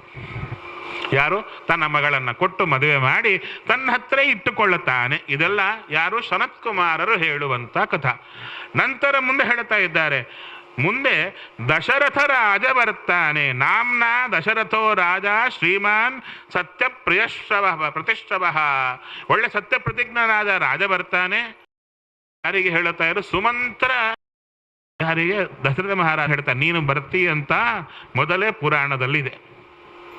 ಮಕ್ಕಳಿಲ್ಲ ಅಂತ ದುಃಖಪಟ್ಟಂಥ ರಾಜ ಯಜ್ಞ ಮಾಡ್ಲಿಕ್ಕೆ ಹೋಗ್ತಾನೆ. ಆಹರಿಷ್ಯತಿ ತಂ ಯಜ್ಞಂ ಪ್ರಕೃಷ್ಟೇನ ಅಂತರಾತ್ಮನ. ಅವಾಗ ಅಂಗರಾಜನ ಜೊತೆಗೆ ಒಳ್ಳೆ ಸ್ನೇಹವನ್ನು ಬೆಳೆಸಿಕೊಳ್ಳುತ್ತಾನೆ. ದಶೃಂಗನನ್ನ ಕರಕೊಂಡು ಬರ್ತಾನೆ. ಅವಾಗ ಯಜ್ಞ ಆಗುತ್ತೆ. ಯಜ್ಞ ಆದಾಗ ಆತನಿಗೆ ವಿಶೇಷವಾಗಿ ಪುತ್ರಶ್ಚ ಭವಿಷ್ಯಂತಿ, ಮಕ್ಕಳಾಗ್ತಾರೆ. ದಶರಥ ಮಹಾರಾಜನಿಗೆ ಎಷ್ಟು ಜನ? 4 ಅಮಿತ ವಿಕ್ರಮಾಹ, 4 ಜನ ಮಕ್ಕಳಾಗ್ತಾರೆ ಅಂತ ಮೊದಲೇ ಬರೆದಿತ್ತಯ್ಯ ಅಂತ ಹೇಳ್ತಾ ಇದ್ದಾರೆ. ಅವಾಗ ಹೇಳ್ತಾರೆ, ಹೌದಾ, ಸರಿ, ಹಾಗಾದರೆ ನಾನು ವಿಶೇಷವಾಗಿ ಹೊರಡುತ್ತೇನೆ ಅಂಗರಾಜನ ಹತ್ರಿಗೆ ಅಂದರು. ಅಲ್ಲಿಗೆ ಹೋದಾಗ ಅಂಗರಾಜನಿಗೂ ಇವರಿಗೂ ತುಂಬ ಸ್ನೇಹ ಆಯಿತು. ಮೊದಲೇ ಸ್ನೇಹ ಇತ್ತು, ಇನ್ನಷ್ಟು ಸ್ನೇಹ ಆಯಿತು. ಅಲ್ಲಿ ಎಷ್ಟು ದಿನಗಳ ಕಾಲ ಇದ್ದರು ಅಂದರೆ 7-8 ದಿವಸಾನ್ ರಾಜಾನಂ ಇದಮಬ್ರವೀತು ಉಷಿತ್ವ. ಅಲ್ಲಿ 7-8 ದಿನಗಳ ಕಾಲ ಇದ್ರು ಅಂದರು. ಸಂಸ್ಕೃತ ಸ್ವಲ್ಪ ಕಷ್ಟ, 7 ಅಂತ. ಅದಾಗ 7-8 ದಿನ ಅಂದರೆ 7 + 8 ಅಂದರೆ 15 ದಿನ ಅಂದರು. ಆ ರೀತಿಯಲ್ಲಿ 15 ದಿನಗಳ ಕಾಲ ಅಲ್ಲೇ ಇದ್ದುಕೊಂಡು ಕೊನೆ ಕೇಳ್ತಾ ಇದ್ದಾರೆ, ನಿನ್ನ ಅಳಿಯನನ್ನ ನನ್ನ ಜೊತೆಗೆ ಕಳಿಸಿಕೊಡಯ್ಯ ಅಂತ ಹೇಳಿದಾಗ ಅವಾಗ ಅಳಿಯನಿಗೆ ಹೇಳುತ್ತಾರೆ, ಯಾರು? ಋಷ್ಯಶೃಂಗರಿಗೆ. ಸ್ವಲ್ಪ ಅವರಿಗೆ ಮಾಡಿಕೊಡಬೇಕಯ್ಯ ಯಜ್ಞ ಅಂದರೆ ಮಾವನ ಮಾತನ್ನು ಮೀರದೆ ನಾನು ಬರ್ತೇನೆ ಅಂತ ಹೇಳ್ತಾ ಇದ್ದಾರೆ. ನೋಡಿ ಎಷ್ಟು ಚೆನ್ನಾಗಿದೆ. ಒಬ್ಬ ಋಷಿಯನ್ನ ಕರ್ಕೊಂಡು ಬರ್ತಾ ಇದ್ರೆ ಆತನನ್ನು ಎದುರುಗೊಳ್ಳಲಿಕ್ಕೆ ಚತುರಂಗ ಬಲ ಸೈನ್ಯ. ನಮ್ಮ ಕೆಲಸಕ್ಕೆ ಬಾರದಂಥ MLAಗಳು MP ಗಳು ಹೋದ್ರೇನೆ ಯಾರು ಆರ್ಮಿ ಸೆಲ್ಯೂಟ್ ಕೊಡ್ತಾರೆ. ಮತ್ತು ಎಂಥ ಋಷಿಗಳು ಬರ್ತಾ ಇದ್ದಾರೆ, ಚತುರಂಗ ಬಲ ಸೈನ್ಯ ಎದುರು ನಿಂತಿದೆ. ಒಬ್ಬ ವ್ಯಕ್ತಿ ಬರ್ತಾ ಇದ್ದಾರೆ, ನಮಸ್ಕಾರ ಮಾಡ್ತಾ ಇದ್ದಾರೆ, ಅವರನ್ನು ಕರ್ಕೊಂಡು ಬರ್ತಾ ಇದ್ದಾರೆ. ನಂತರ ಇಲ್ಲಿ ನೋಡಿ, ನಮ್ಮಲ್ಲಿ ರಾಜಕೀಯಗಳು ಜಾಸ್ತಿ ಅಲ್ವಾ? ಇವ್ರನ್ನ ಕರೆದ್ರೆ ಅವ್ರಿಗೆ ಕೋಪ, ಅವ್ರನ್ನ ಕರೆದ್ರೆ ಇವ್ರಿಗೆ ಕೋಪ. ಇದು ಸಾಮಾನ್ಯ, ಎಲ್ಲ ಕಡೆ ಇದ್ದೇ ಇರುತ್ತದೆ. ಅದು ಇಲ್ಲೂ ಅಲ್ಲೂ ಅಂತಲ್ಲ, ಸರ್ವತ್ರ ವ್ಯಾಪ್ತ. ಇವಾಗ ಪ್ರಧಾನವಾಗಿ ಇವರ ಪುರೋಹಿತರು ಯಾರು? ವಸಿಷ್ಠರು, ವಾಮದೇವರು ಎಲ್ಲ ಇದ್ದಾರೆ. ಅಂಥ ಕಾಲಕ್ಕೆ ಋಷ್ಯಶೃಂಗರನಕ್ಕೆ ಅವರು ಶಾಪ ಕೊಟ್ರೆ ಇಲ್ಲ, ಸಂತೋಷಪಟ್ಟರಂತೆ ಅವರೆಲ್ಲರೂ ಕೂಡ. ಹೇಳ್ತಾ ಇದ್ದಾರೆ, ರಾಜ ಅವರಿಂದಲೇ ಯಜ್ಞ ಆಗಬೇಕು ಅಂತ ಭಗವಂತನ ಸಂಕಲ್ಪ, ಆದ್ದರಿಂದ ನೀನು ಹೆದರಬೇಡ, ನಾವು ಬರ್ತೇವೆ ಅಂತ ಯಜ್ಞವನ್ನ ವಿಶೇಷವಾಗಿ ಮಾಡಲಿಕ್ಕಾಗಿ ರಾಜನಿಗೆ ಹೇಳ್ತಾ ಇದ್ದಾರೆ. ರಾಜ ದೀಕ್ಷಾ ಗ್ರಹಣ ಮಾಡುತ್ತಾ ಇದ್ದಾನೆ. ವಿಶೇಷವಾಗಿ ಬರೇ ಯಜ್ಞ ನಮ್ಮನೆಯಲ್ಲಿ ಪವಮಾನ ಹೋಮ ಮಾಡಿದರೇನೆ ಎಲ್ಲರ ಕರಿತೀವಿ. ಮತ್ತು ದಶರಥ ಮಹಾರಾಜ ಮಾಡಿದ ಯಜ್ಞಕ್ಕೆ ಎಲ್ಲ ರಾಜರನ್ನ ಕರೀತಾ ಇದ್ದಾರೆ, ಎಲ್ಲರೂ ಬರ್ತಾ ಇದ್ದಾರೆ, ಅವರಿಗೆಲ್ಲ ವ್ಯವಸ್ಥೆ ಮಾಡಬೇಕು. ಜೊತೆಗೆ ಎಲ್ಲ ದೇಶದ ಬ್ರಾಹ್ಮಣರನ್ನು ಕರೀತಾ ಇದ್ದಾರೆ, ಎಲ್ಲರೂ ಬರ್ತಾ ಇದ್ದಾರೆ. ನಂತರ ತನ್ನ ಪತ್ನಿಯರಿಂದ ಕೂಡಿಕೊಂಡು ತಾನು ಯಜ್ಞ ದೀಕ್ಷೆಯನ್ನ ಸ್ವೀಕಾರ ಮಾಡುತ್ತಾ ಇದ್ದಾನೆ ರಾಜ. ಅಷ್ಟೇ ವಿಶೇಷವಾಗಿ ಅಶ್ವಮೇಧ ಯಾಗದ ಅಶ್ವವನ್ನ ಬಿಡುತ್ತಾ ಇದ್ದಾರೆ. ಯಜ್ಞ ಸಾಂಗೋಪಾಂಗವಾಗಿ ನಡೆಯುತ್ತಾ ಇದೆ. ಅಂಥ ಕಾಲಕ್ಕೆ ವಿಶೇಷವಾಗಿ ಅಶ್ವಮೇಧ ಯಾಗ ಪೂರ್ಣ ಆಯಿತು. ನೋಡಿ, ಅಶ್ವಮೇಧ ಯಾಗ ಪೂರ್ಣ ಆಯಿತು. ಪೂರ್ಣಾದ ಮೇಲೆ ಋಷಶೃಂಗರು ಹೇಳುತ್ತಾ ಇದ್ದಾರೆ, ಅಶ್ವಮೇಧ ಯಾಗ ಆಯಿತು, ಇನ್ನೊಂದು ಯಾಗ ನಿನ್ನಿಂದ ಮಾಡಿಸ್ತೇನೆ. ಯಾವುದಯ್ಯ ಅಂದರೆ ಪುತ್ರ ಕಾಮೇಷ್ಟಿ ಯಾಗವನ್ನ ಮಾಡುತ್ತೇನೆ. ಯದ್ಯಪಿ ಅವರು ಹಾಗೆ ಮಾಡಿದರೆ ಅಶ್ವಮೇಧ ಯಾಗ ಮಾತ್ರ ಆಗ್ತಿತ್ತು. ಆ ಪುರೋಹಿತರು ಬಂದದ್ದರಿಂದ ಏನು ಮಾಡಬೇಕು ಹೇಳಿಕೊಟ್ಟು, ಅದಕ್ಕೆ ಪುರೋಹಿತರು ನಮಗಿಂತ ಮೊದಲೇ ನಮ್ಮ ಹಿತವನ್ನ ಬಯಸ್ತಾರಾದ್ದರಿಂದ ಅವರನ್ನ ಪುರೋಹಿತರು ಅಂತ ಕರೀತಾರೆ.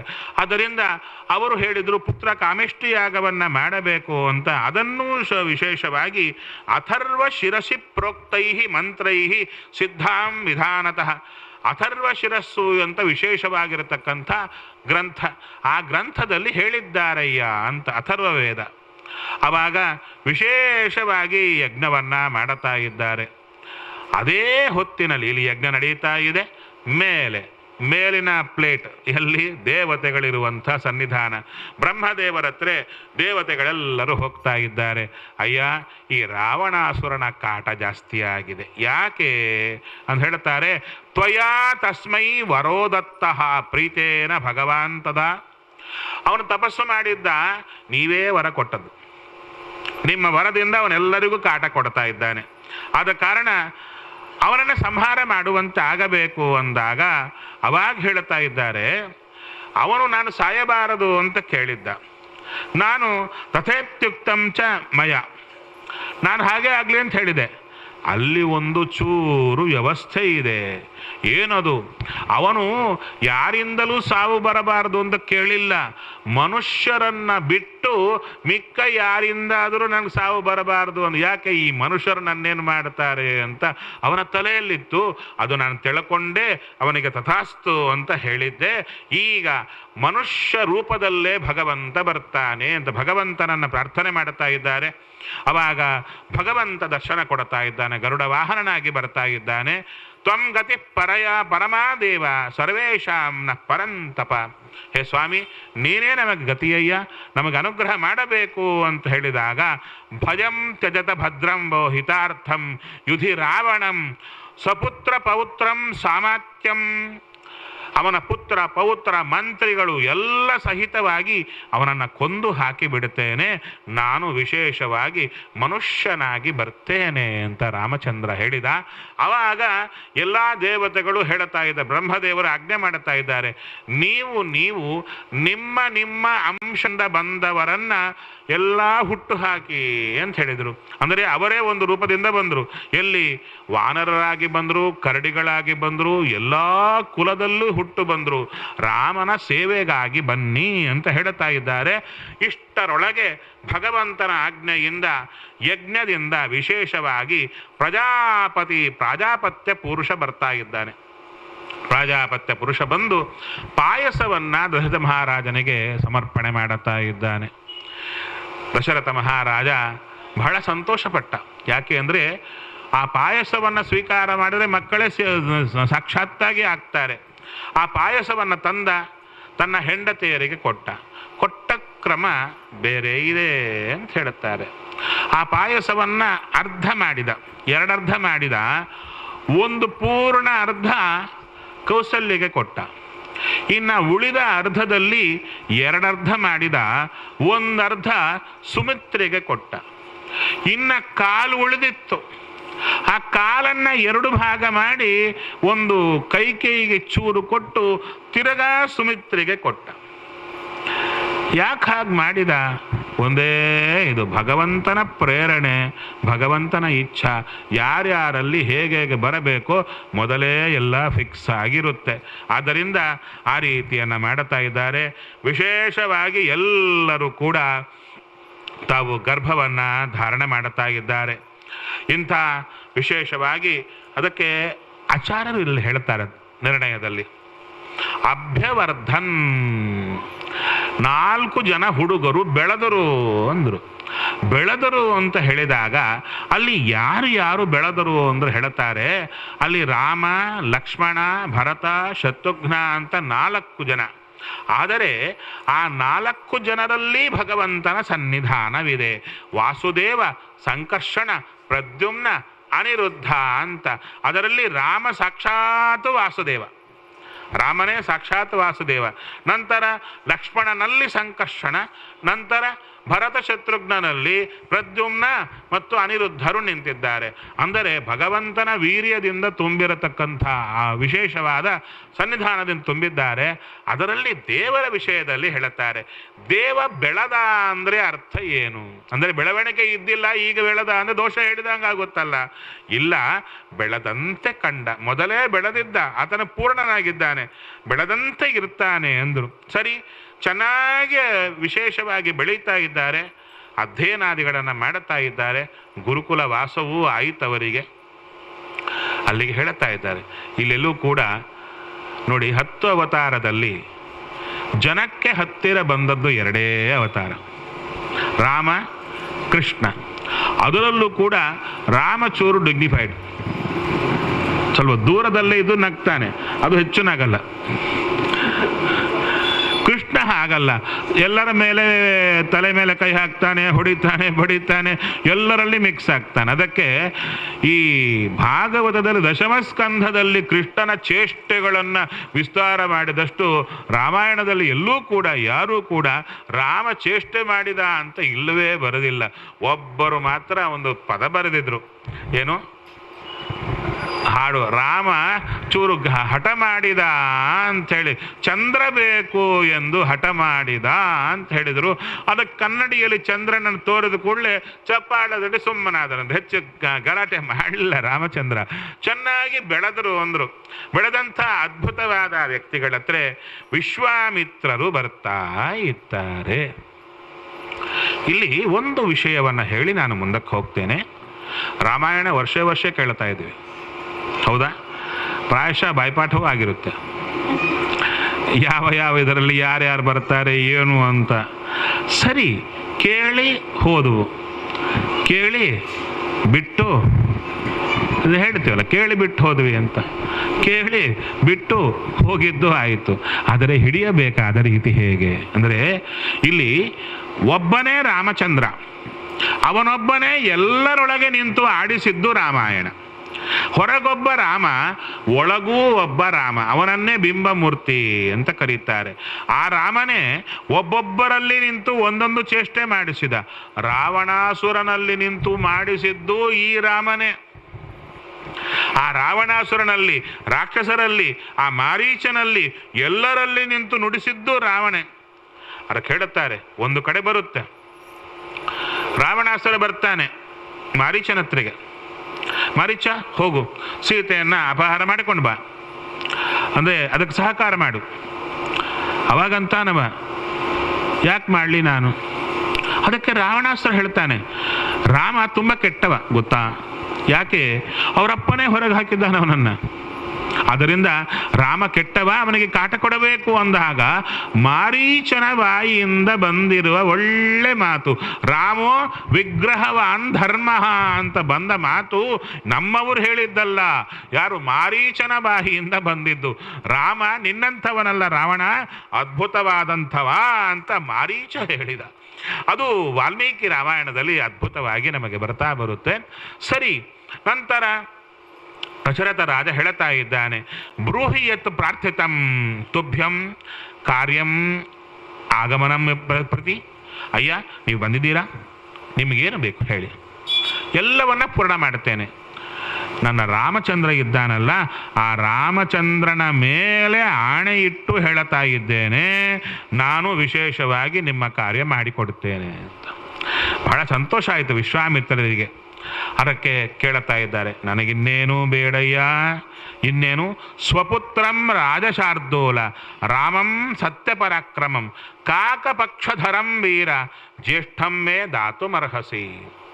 ಅಲ್ಲಿ ಯದ್ಯಪಿ ರಾಮ ಲಕ್ಷ್ಮಣರು ಇಬ್ಬರನ್ನ ಕೇಳಲಿಲ್ಲ, ರಾಮನ್ನ ಕೊಟ್ಟರೆ ಸಾಕು ಅಂತ ಕೇಳಿದ್ದು. ಆದರೆ ಅವರಿಗೆ ಗೊತ್ತಿತ್ತು ರಾಮ ಬಂದರೆ ಲಕ್ಷ್ಮಣ ನೆರಳಿನಂತೆ ಬಂದೇ ಬರ್ತಾನೆ ಅಂತ ಅವರಿಗೆ ಗೊತ್ತು. ಅದಕ್ಕೆ ಜ್ಯೇಷ್ಠಮ್ಮೇ ದಾತು ಮರ್ಹಸಿ, ಜ್ಯೇಷ್ಠನಾದ ಮಗನನ್ನು ಕೊಡು ಅಂತ ಕೇಳಿದಾಗ ಹೇಳ್ತಾ ಇದ್ದಾನೆ, ಅಯ್ಯ ನಾನು ಕೊಡಲ್ಲ. ಯಾಕೆ? ಚಿಕ್ಕ ಮಕ್ಕಳಯ್ಯ, ಬಾಲಮ್ಮೇ ತನಯಂ ಬ್ರಹ್ಮನ್ ನೈವ ದಾಸ್ಯಾಮಿ ಪುತ್ರಕಂ. ನನ್ನ ಹುಡುಗನವ, ಚಿಕ್ಕ ಹುಡುಗ, ಇನ್ನ ಅಸ್ತ್ರಶಸ್ತ್ರಗಳು ಪ್ರಯೋಗ ಮಾಡ್ಲಿಕ್ಕೆ ಬರಲ್ಲ.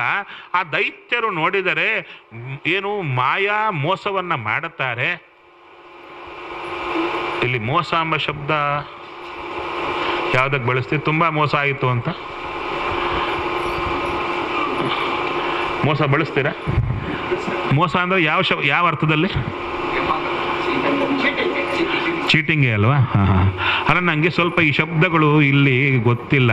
ನೀವು ರೊಂಬ ಪ್ರಮಾದಮು ಅಂತ ಹೇಳ್ತೀರಲ್ಲ, ಆ ಪ್ರಮಾದ ನಾವು ಪ್ರಮಾದಕ್ಕೆ ಹೇಳ್ತೀವಿ, ಆಕ್ಸಿಡೆಂಟಿಗೆ ನಾವು ಪ್ರಮಾದ ಅಂತೀವಿ. ನೀವು ಪ್ರಮಾದ ಅಂದರೆ ಚೆನ್ನಾಗಿದೆ ಅಂತಲ್ವಾ ಅರ್ಥ. ಈ ಸ್ವಲ್ಪ ಶಬ್ದಗಳು ವ್ಯತ್ಯಾಸ ಬರುತ್ತೆ. ನಮ್ಮ ಸ್ವಾಮಿಗಳು ಒಂದು ಕಡೆ ಹೋಗಿದ್ರು, ರಾಯಚೂರು ಕಡೆಗೆ ಹೋದಾಗ ಅಲ್ಲಿರುವ ಜನ ಒಳ್ಳೆಯವರು. ಅದಕ್ಕೆ ನಮ್ಮ ಸ್ವಾಮಿಗಳು ಹೇಳಿದರು, ನೀವೆಲ್ಲ ಒಳ್ಳೆ ಪಾಪದವರು ಅಂದರು. ಅಂದರೆ ಉಡುಪಿ ಕಡೆ ಭಾಷೆಯಲ್ಲಿ ಪಾಪದವರು ಅಂದರೆ ಒಳ್ಳೆಯವರು ಅಂತ ಅರ್ಥ. ಆ ಜನಕ್ಕೆಲ್ಲ ಪಾಪಿಷ್ಠರು ಅಂತ ಅರ್ಥ ಆಯಿತು. ಅವ್ರಿಗೆ ಯಾಕೋ ದುಃಖ ಆಯ್ತು ಅವರಿಗೆ. ಕೊನೆಗೆ ಸ್ವಾಮಿಗಳ ಹತ್ರ ಬಂದು ಅಲ್ಲ ನಮ್ಮನ್ನು ಯಾಕೆ ಬೈದ್ರಿ ಎಂದು. ನಾನೆಲ್ಲಿ ಬೈದ್ರಿ ಮನ? ಇಲ್ಲ, ಪಾಪದವರು ಅಂದರೆ ಒಳ್ಳೆಯವರಯ್ಯ. ಹಾಗೆ ಸ್ವಲ್ಪ ಶಬ್ದಗಳು ಆಚೆ ಈಚೆ ಆದರೂ ಸ್ವಲ್ಪ ಅಡ್ಜಸ್ಟ್ ಮಾಡಿಕೊಳ್ಳಿ. ಯಾಕಂದರೆ ನಮ್ಮದು ನಿಮ್ಮದು ಚೂರು ವ್ಯತ್ಯಾಸ ಬರುತ್ತೆ ಅಲ್ಲಿ ಶಬ್ದಗಳ ಪ್ರಯೋಗದಲ್ಲಿ. ಸರಿ, ಹಾಗಾದರೆ ನೀನು ಕೊಡಲ್ಲ ಅಂತ ಹೇಳ್ತೀಯಲ್ಲ, ಅದಕ್ಕೆ ಪೂರ್ವಂ ಅರ್ಥಂ ಪ್ರತಿಶ್ರುತ್ಯ ಪ್ರತಿಜ್ಞಾಂ ಹಾತುಮಿಚ್ಛಸಿ. ವಿಶ್ವಾಮಿತ್ರರಿಗೆ ಸಿಟ್ಟೇ ಬಂತು. ಅಲ್ಲಿ ಸ್ವಲ್ಪ ನೋಡಬೇಕು. ಯಾಕಂದರೆ ಪುರಾಣ ಕೇಳಿ ಉದ್ಧಾರ ಆಗದಿದ್ರೂ ಅಡ್ಡಿ ಇಲ್ಲ, ಹಾಳಾಗದಿದ್ರೆ ಸಾಕು ಅಂತ. ಯಾಕೆ? ವಿಶ್ವಾಮಿತ್ರರು ಬ್ರಹ್ಮರ್ಷಿಗಳಾಗಲಿಕ್ಕಿಂತ ಮೊದಲು ಕೋಪದಿಂದ ಇದ್ದರು. ಬ್ರಹ್ಮರ್ಷಿಗಳು ಯಾವಾಗಾದರೂ ಕೋಪ ಗೆದ್ದ ಮೇಲೆ ಬ್ರಹ್ಮರ್ಷಿಗಳಾದರು. ಮತ್ತವರಿಗೆ ಕೋಪ ಬಂತು ಅಂತ ಹೇಳಿದ್ರೆ ಬ್ರಹ್ಮರ್ಷಿತ್ವ ಹೋಗುತ್ತಲ್ಲ. ಕೋಪವನ್ನು ನಟನೆ ಮಾಡುತ್ತಾ ಇದ್ದಾರೆ. ನೋಡಯ್ಯ, ಹಾಗಾದರೆ ಏನು ಶಾಪ ಕೊಳ್ಳಿಲ್ಲ, ಏನೂ ಇಲ್ಲ. ಸರಿ, ಇದಿದಂತೆ ಕ್ಷಮಂ ರಾಜನ್ ಗಮಿಷ್ಯಾಮಿ ಯಥಾಗತಂ. ನಿನಗೆ ಒಂದು ವೇಳೆ ಇದು ಚೆನ್ನಾಗಿದೆ ನೀ ಮಾಡುವುದು ಅಂದರೆ ನಾನು ಹೊರಡುತ್ತೇನೆ. ಯಾಕೆ? ಕೊಡುತ್ತೇನೆ ಅಂತ ಹೇಳಿ ಕೊಡಲ್ಲ ಅಂತ ಹೇಳ್ತಾ ಇದೆಯಾ, ಇದು ತಪ್ಪು ಅಂತ ಹೇಳಿ ಅವರು ಒಳಗೆ ಸಿಟ್ಟು ಬಂದಂತೆ ತೋರಿದರು. ಅದರಿಂದ ಇಡೀ ಭೂಮಿ ಕಂಪಿಸ್ತಾ ಇದೆಯಂತೆ. ಆವಾಗ ವಸಿಷ್ಠರು ಹೇಳ್ತಾ ಇದ್ದಾರೆ, ಅಯ್ಯ ಹೇಳ್ತಾ ಇದ್ದಾರೆ, ಬಹಳ ದೊಡ್ಡವರಯ್ಯ ಬಂದಿದ್ದಾರೆ, ಜ್ಞಾನಿಗಳು ಬಂದಿದ್ದಾರೆ, ಸಮರ್ಥರು ಬಂದಿದ್ದಾರೆ, ಆದ್ದರಿಂದ ನೀನು ರಾಮನನ್ನು ಕಳಿಸಿಕೊಡು. ಅವಾಗ ಹೇಳುತ್ತಾ ಇದ್ದಾರೆ, ಚಿಕ್ಕ ಹುಡುಗ, ಆದರೆ ದೊಡ್ಡವರು ಪಕ್ಕದಲ್ಲಿದ್ದಾರೆ, ವಿಶ್ವಾಮಿತ್ರರಿದ್ದಾರೆ, ನಿನ್ನ ಹುಡುಗನಿಗೆ ಏನಾಗಲ್ಲ, ವಿಶ್ವಾಮಿತ್ರರ ತಪಸ್ಸಿನಿಂದ ಗುಪ್ತ ಅಂತ ಹೇಳ್ತಾ ಇದ್ದಾರೆ. ಅವಾಗಂದ್ರು ಅವರಟ್ಟು ತಪಸ್ವಿಗಳಾದರೆ ಅವರೇ ಮಾಡಬಹುದಲ್ಲ ಅಲ್ವೇ? ಅದಕ್ಕೆ ಹೇಳ್ತಾರೆ, ತೇಷಾಂ ನಿಗ್ರಹಣೆ ಶಕ್ತಃ ಸ್ವಯಂ ಚ ಕುಶಿಕಾತ್ಮಜಃ. ಇದು ಸಾಮಾನ್ಯನಲ್ಲ. ಹಿಂದೆ ರಾಜನಾದಾಗ ಇಡೀ ಜಗತ್ತಿನಲ್ಲಿರುವ ಅಸ್ತ್ರಶಸ್ತ್ರಗಳೆಲ್ಲ ಈತನ ಕೈಗೆ ಬಂದಿದೆ. ಒಂದೇ ಸಲ ರಾಕ್ಷಸರನ್ನು ಸಂಹಾರ ಮಾಡುವಂತಹ ಶಕ್ತಿ ಈತನಿಗೆ ಸ್ವಯಂ ಇದೆ. ಮತ್ತೆ ಯಾಕೆ ಬಂದರು? ತವ ಪುತ್ರ ಹಿತಾರ್ಥಾಯ, ನಿನ್ನ ಮಗನಿಗೆ ಹಿತ ಆಗಲಿ ಅಂತ ಬಂದರು.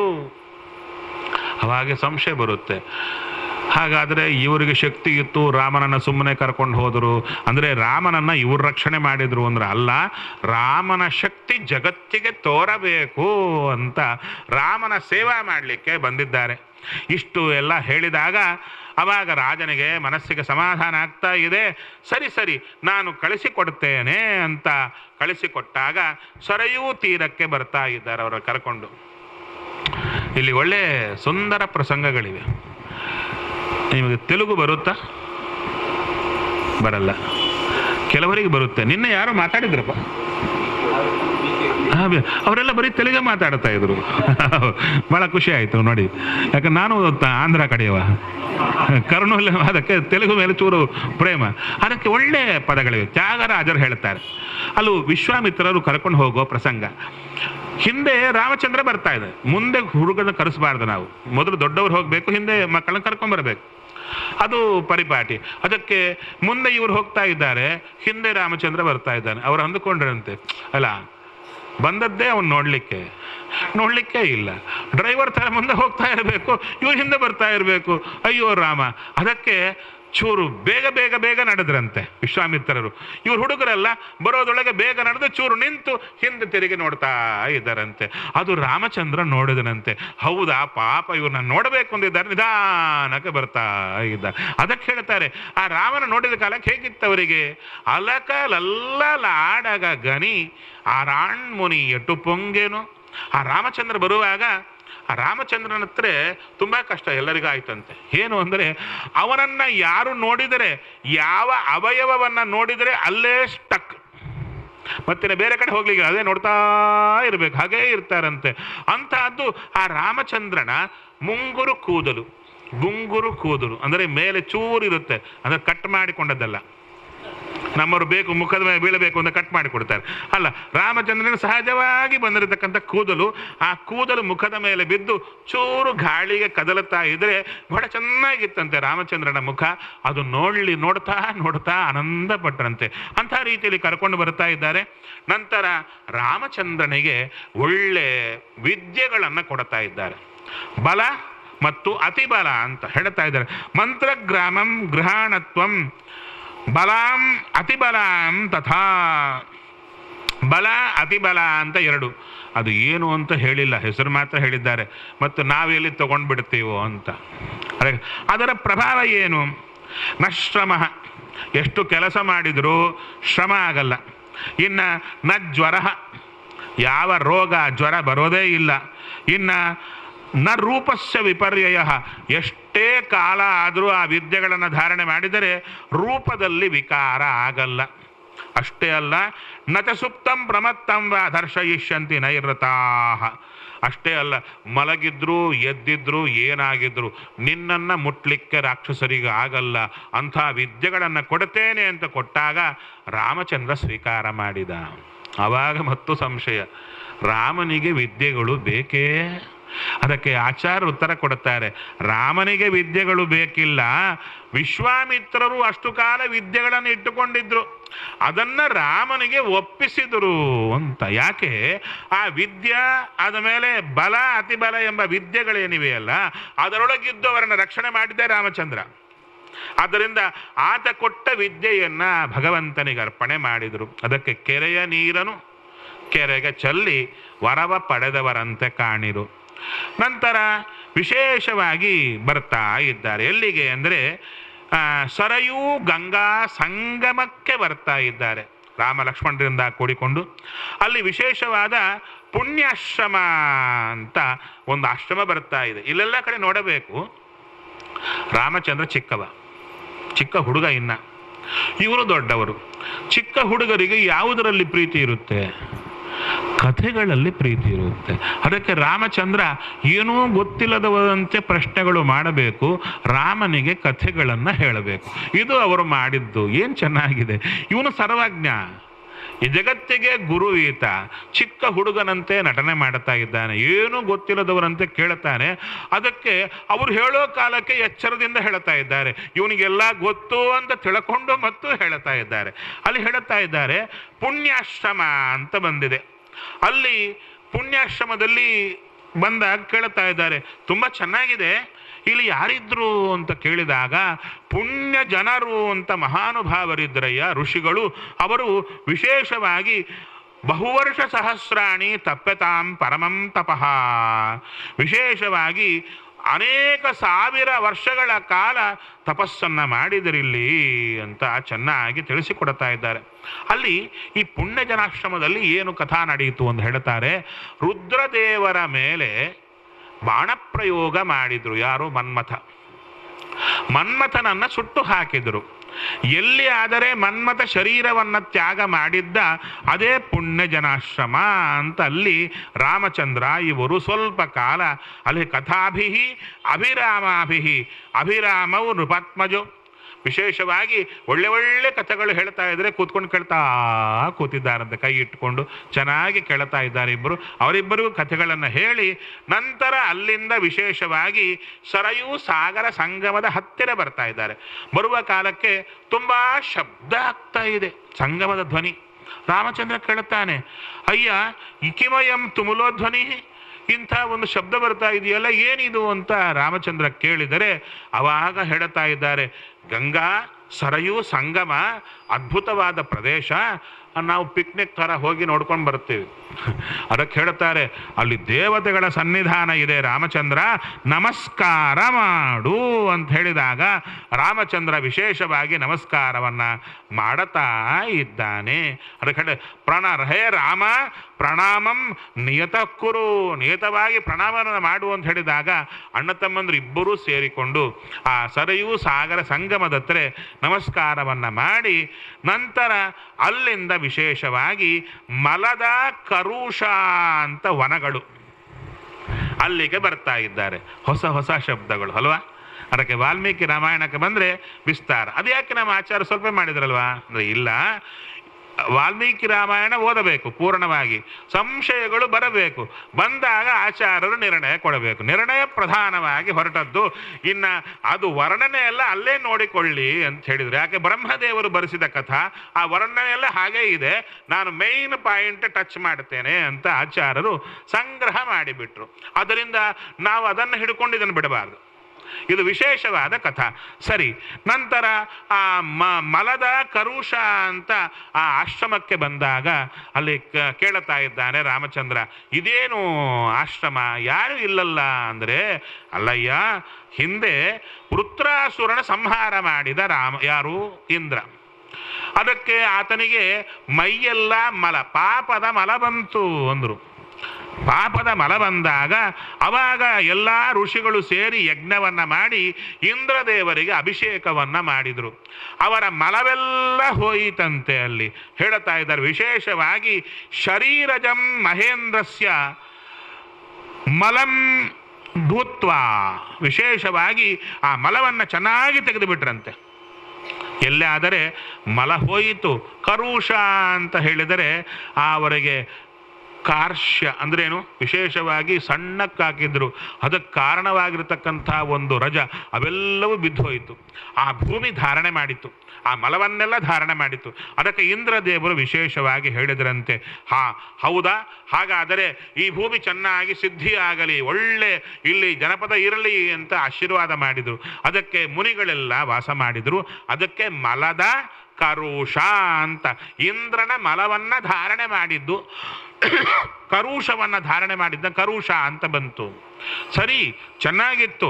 ಆದರೆ ಇಲ್ಲಿ ತಾಟಕ ನಾಮ ಭದ್ರಂತೆ ಭಾರ್ಯ ಸುಂದಸ್ಯ ಧೀಮತಃ, ಸುಂದರ ಹೆಂಡತಿಯಾದ ಯಕ್ಷಿ, ಆದರೆ ಯಕ್ಷಿಣಿ ಬ್ರಹ್ಮದೇವರ ವರಬಲ ಎಷ್ಟು? 10,000 ಆನೆ ಬಲ ಅಷ್ಟೆ. 10,000 ಆನೆ ಬಲ. ಇದರಿಂದ ಬ್ರಹ್ಮದೇವರು ಕೊಟ್ಟದ್ದಕ್ಕೆ ಎಲ್ಲರನ್ನ ಕೊಂದು ಹಾಕ್ತಾ ಇದ್ದಾಳೆ. ಇವರಿಬ್ಬರು ಸುಂದ ಮತ್ತು ವಿಶೇಷವಾಗಿ ಇವರು ಯಾರು? ತಾಟಕ.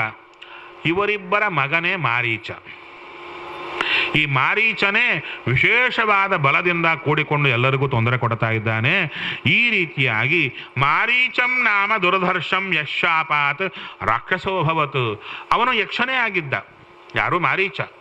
ಆದರೆ ಸುಂದರನ್ನ ಅಗಸ್ತ್ಯರು ಶಾಪದಿಂದ ಕೊಂದು ಹಾಕಿದಾಗ ಅವರನ್ನು ಕೊಂದು ಹಾಕಲಿಕ್ಕೆ ಮಾರೀಚ ಬಂದರೆ ಮಾರೀಚನನ್ನು ಶಾಪ ಕೊಟ್ಟು ರಾಕ್ಷಸನಾಗು ಅಂತ ಹೇಳಿಬಿಡ್ತಾ ಇದ್ದಾರೆ.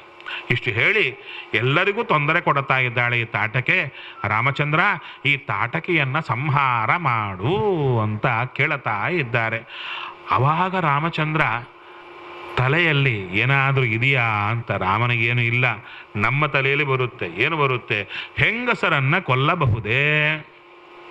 ಅದಕ್ಕೆ ನಹಿತೆ ಸ್ತ್ರೀ ವಧ ಕೃತೆ ಘೃಣಾ ಕಾರ್ಯ ನರೋತ್ತಮ ಚಾತುರ್ವರ್ಣ್ಯ ಹಿತಾರ್ಥಂ ಹಿ ಕರ್ತವ್ಯಂ ರಾಜಸೂನುನ. ಇವಳು ಸಾಮಾನ್ಯ ಹೆಂಗಸಲ್ಲ, 10,000 ಆನೆ ಬಲ ಇದೆ, ಎಲ್ಲರನ್ನ ತಿಂದು ಹಾಕ್ತಾ ಇದ್ದಾಳೆ, ಎಲ್ಲರೂ ತೊಂದರೆ ಕೊಡ್ತಾ ಇದ್ದಾಳೆ.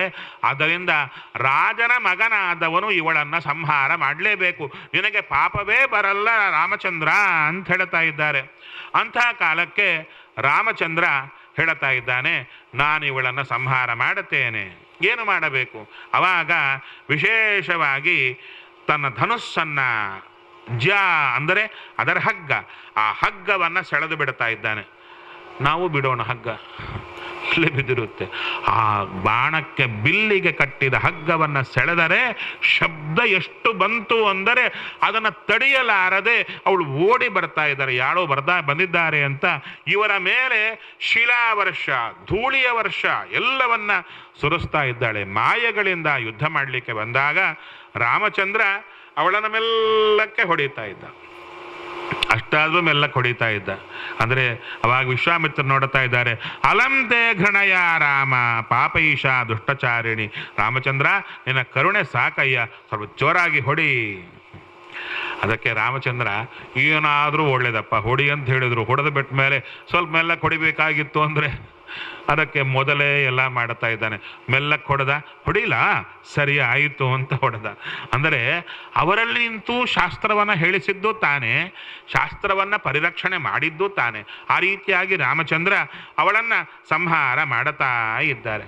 ನಂತರ ರಾಮಚಂದ್ರನನ್ನು ಕರ್ಕೊಂಡು ಹೋಗ್ತಾ ಇದ್ದಾರೆ. ಅವತ್ತಿನಿಂದ ಎಲ್ಲರೂ ಕೂಡ ಮಲದ ಕರುಷ ವನಗಳಲ್ಲಿ ದೇವತೆಗಳು ಸನ್ನಿಧಾನ ಬಂತು ಅಂತ ಹೇಳ್ತಾ ಇದ್ದಾರೆ. ಈ ವನಗಳು ಎಲ್ಲಿವೆ ಅಂತ ನಮಗೆ ಪಟ್ಟಿ ಗೊತ್ತಿಲ್ಲ. ಪ್ರಾಯಶಃ ಅಯೋಧ್ಯ ಸುತ್ತು ಪ್ರಾಂತದಲ್ಲಿ ಮುಂದಕ್ಕೆ ಹೋದಾಗ ಅಲ್ಲಿಗೆ ಬರಬಹುದೇನೋ. ನಂತರ ವಿಶ್ವಾಮಿತ್ರರು ರಾಮಚಂದ್ರನಿಗೆ ದಿವ್ಯ ಅಸ್ತ್ರಗಳನ್ನೆಲ್ಲ ಕೊಡ್ತಾ ದೊಡ್ಡ ಪಟ್ಟಿಯನ್ನೇ ಹೇಳ್ತಾ ಇದ್ದಾರೆ. ಅಲ್ಲಿ ಚೆನ್ನಾಗಿ ಹೇಳ್ತಾರೆ, ಚಕ್ರಗಳನ್ನು ಕೊಟ್ರಂತೆ ಅವರಿಗೆ. ಧರ್ಮಚಕ್ರ, ದಂಡಚಕ್ರ, ಕಾಲಚಕ್ರ, ವಿಷ್ಣು ಚಕ್ರ, ಐಂದ್ರ ಚಕ್ರ ಅಂತ ಇಷ್ಟು ಚಕ್ರಗಳನ್ನು ಕೊಡ್ತಾ ಇದ್ದಾರೆ. ನಂತರ ವಜ್ರಾಸ್ತ್ರ, ನಂತರ ಶೂಲವನ್ನು ಕೊಡ್ತಾ ಇದ್ದಾರೆ, ಬ್ರಹ್ಮಶಿರೋಸ್ತ್ರವನ್ನು ಕೊಡ್ತಾ ಇದ್ದಾರೆ. ನಂತರ ವಿಶೇಷವಾಗಿರತಕ್ಕಂಥ ಧರ್ಮಪಾಶ, ಕಾಲಪಾಶ, ನಂತರ ನಾಗಪಾಶ, ವರುಣಪಾಶ ಇವೆಲ್ಲವನ್ನ ಕೊಡ್ತಾ ಇದ್ದಾರೆ. ತದನಂತರ ಪೈನಾಕಮಸ್ತ್ರಂ, ಪಿನಾಕಿ ಅಸ್ತ್ರ ರುದ್ರಾಸ್ತ್ರವನ್ನು ಕೊಡ್ತಾ ಇದ್ದಾರೆ. ನಾರಾಯಣಂ ತಥಾ ಆಗ್ನೇಯಮಸ್ತ್ರಂ ದಯಿತಂ ಶಿಖರಂ ನಾಮತಃ. ಆಗ್ನೇಯಾಸ್ತ್ರ, ಶಿಖರಾಸ್ತ್ರ, ತುಂಬ ಅಸ್ತ್ರಗಳ ಪಟ್ಟಿಯನ್ನು ಕೊಡ್ತಾ ಇದ್ದಾರೆ. ಒಂದು ಕಡೆ ವಿಶ್ವಾಮಿತ್ರರು ಪೂರ್ವ ದಿಕ್ಕಿಗೆ ಕೂತು ಜಪವನ್ನು ಮಾಡುತ್ತಾ ಇದ್ದಾರೆ. ಆ ಅಸ್ತ್ರಾಭಿಮಾನಿ ದೇವತೆಗಳೆಲ್ಲ ರಾಮಚಂದ್ರನ ಮುಂದೆ ಅವರ ವಿಶ್ವಾಮಿತ್ರರಿಂದ ಹೊರಟು ಬಂದು ಆ ರಾಮಚಂದ್ರನ ಹತ್ರ ಬರ್ತಾ ಇದ್ದಾರೆ. ಎಲ್ಲರೂ ಕೂಡ ಉಪತಸ್ಥು ಮಹಾರ್ಹಾಣಿ ಸರ್ವಾಣ್ಯಸ್ತ್ರಾಣಿ ರಾಘವಂ ಊಚುಶ್ಚ ಮುದಿತಾ ರಾಮಂ ಸರ್ವೇ ಪ್ರಾಂಜಲಯಸ್ತತ. ಆ ಎಲ್ಲ ಅಸ್ತ್ರಾಭಿಮಾನಿ ದೇವತೆಗಳೆಲ್ಲ ರಾಮನ ಮುಂದೆ ಕೈ ಜೋಡಿಸಿ ಕೇಳ್ತಾ ಇದ್ದಾರೆ, ಅಯ್ಯ ಯದ್ಯದಿಚ್ಛಸಿ ಭದ್ರಂತೆ ತತ್ಸರ್ವಂ ಕರವಾಮವೈ. ಏನು ಬೇಡುತ್ತೀವೋ ರಾಮಚಂದ್ರ ಅವೆಲ್ಲವನ್ನು ನಾವು ಮಾಡಿಕೊಡ್ತೇವೆ ಅಂತ ಹೇಳಿದಾಗ ಅವಾಗ ರಾಮಚಂದ್ರ ಹೇಳ್ತಾ ಇದ್ದಾನೆ, ಮಾನಸಾಹ ಮೇ ಭವಿಷ್ಯಧ್ವಂ. ಮಾನಸಾಹ ಅಂದರೆ ನನ್ನ ಮನಸ್ಸಿನಲ್ಲಿ ಎಲ್ಲರೂ ಇದ್ದು ಬಿಡಿ. ವಿಶ್ವಾಮಿತ್ರರ ಮನಸ್ಸಿನಲ್ಲೇ ಪ್ರವೇಶ ಮಾಡಿದ್ರು, ನನ್ನ ಮನಸ್ಸಲ್ಲಿರಿ ಅಂದರು. ಅಲ್ಲ, ರಾಮನಲ್ಲಿ ಪ್ರವೇಶ ಮಾಡಲಿಕ್ಕಾಗುತ್ತಾ ಅಂದರೆ ರಾಮನ ಅನುಗ್ರಹದಿಂದ ಆಗುತ್ತೆ. ಮೋಕ್ಷದಲ್ಲಿ 4 ರೀತಿ ಮೋಕ್ಷದಲ್ಲಿ ಒಂದು ಮೋಕ್ಷ ಯಾವುದು? ಸಾಯುಜ್ಯ ಮೋಕ್ಷ ಅಂದರು. ಅಂದರೆ ಏನು? ದೇವರ ಅಂಗಗಳಲ್ಲೇ ಪ್ರವೇಶ ಮಾಡಿ ಅಲ್ಲೇ ವಾಸ ಮಾಡಿಕೊಂಡು ಆ ಅಂಗವನ್ನೇ ನೋಡುತ್ತಾ ಆನಂದ ಪಡೋದು ಸಾಯುಜ್ಯ ಮೋಕ್ಷ. ಆ ರೀತಿಯಲ್ಲಿ ಭಗವಂತ ತನ್ನಲ್ಲೇ ಎಲ್ಲರಿಗೂ ಆಶ್ರಯ ಕೊಟ್ಟ, ನಾನು ಕೇಳಿದಾಗ ಹೊರಬಂದು ಎಲ್ಲರ ಸಂಹಾರ ಮಾಡಬೇಕು ಅಂತ ಕೇಳುತ್ತಾ ಇದ್ದಾನೆ. ಸರಿ, ನಂತರ ಎಲ್ಲವನ್ನ ಗೊತ್ತಿದ್ದ ರಾಮಚಂದ್ರನಿಗೆ ಆ ಅಸ್ತ್ರ ಶಸ್ತ್ರಗಳ ಸಂಹಾರ ಆದ್ಮೇಲೆ ಉಪಸಂಹಾರವನ್ನು ಹೇಳಿಕೊಡ್ತಾ ಇದ್ದಾರೆ. ಬರೀ ಪ್ರಯೋಗ ಬಂದರೆ ಸಾಲದು, ಅದಕ್ಕೆ ಉಪಸಂಹಾರವೂ ಬೇಕು. ಯಾಕೆ? ಅಶ್ವತ್ಥಾಮಾಚಾರ್ಯರಿಗೆ ಬ್ರಹ್ಮಾಸ್ತ್ರವನ್ನು ಅವರ ತಂದೆ ಹೇಳಿಕೊಟ್ಟಿದ್ರು, ಉಪಸಂಹಾರ ಹೇಳಿಕೊಟ್ಟಿದ್ದಿಲ್ಲ. ಯಾಕೆ ಅಂದರೆ ನಿನಗೆ ಪ್ರಾಣಾಪಾಯ ಕಾಲ ಬಂದಾಗ ಮಾಡಯ್ಯ ಅಂತ ಹೇಳಿದ್ರು. ಉಪಸಂಹಾರ ಹೇಳೋದ್ರೊಳಗೆ ಅವರು ಇದಾಗ್ಬಿಟ್ಟಿದ್ರು. ಅದಕ್ಕೆ ಇಬ್ಬರೂ ಬಿಟ್ಟ, ಅಂದರೆ ಅಶ್ವತ್ಥಾಮಾಚಾರ್ಯರು ಬಿಟ್ಟರು, ಅರ್ಜುನ ಬಿಟ್ಟ. ಎರಡನ್ನೂ ಅರ್ಜುನ ಉಪಸಂಹಾರ ಮಾಡಿದ, ಅಶ್ವತ್ಥಾಮಾಚಾರ್ಯರಿಗೆ ಆಗಲಿಲ್ಲ ಅಂತ ಅಲ್ಲಿ ಹೇಳುತ್ತಾ ಇದ್ದಾರೆ. ಇನ್ನು ವಿಶೇಷವಾಗಿ ವಿವಿಧ ಅಸ್ತ್ರಗಳನ್ನು ರಾಮಚಂದ್ರ ಪಡಿತಾ ಇದ್ದಾನೆ.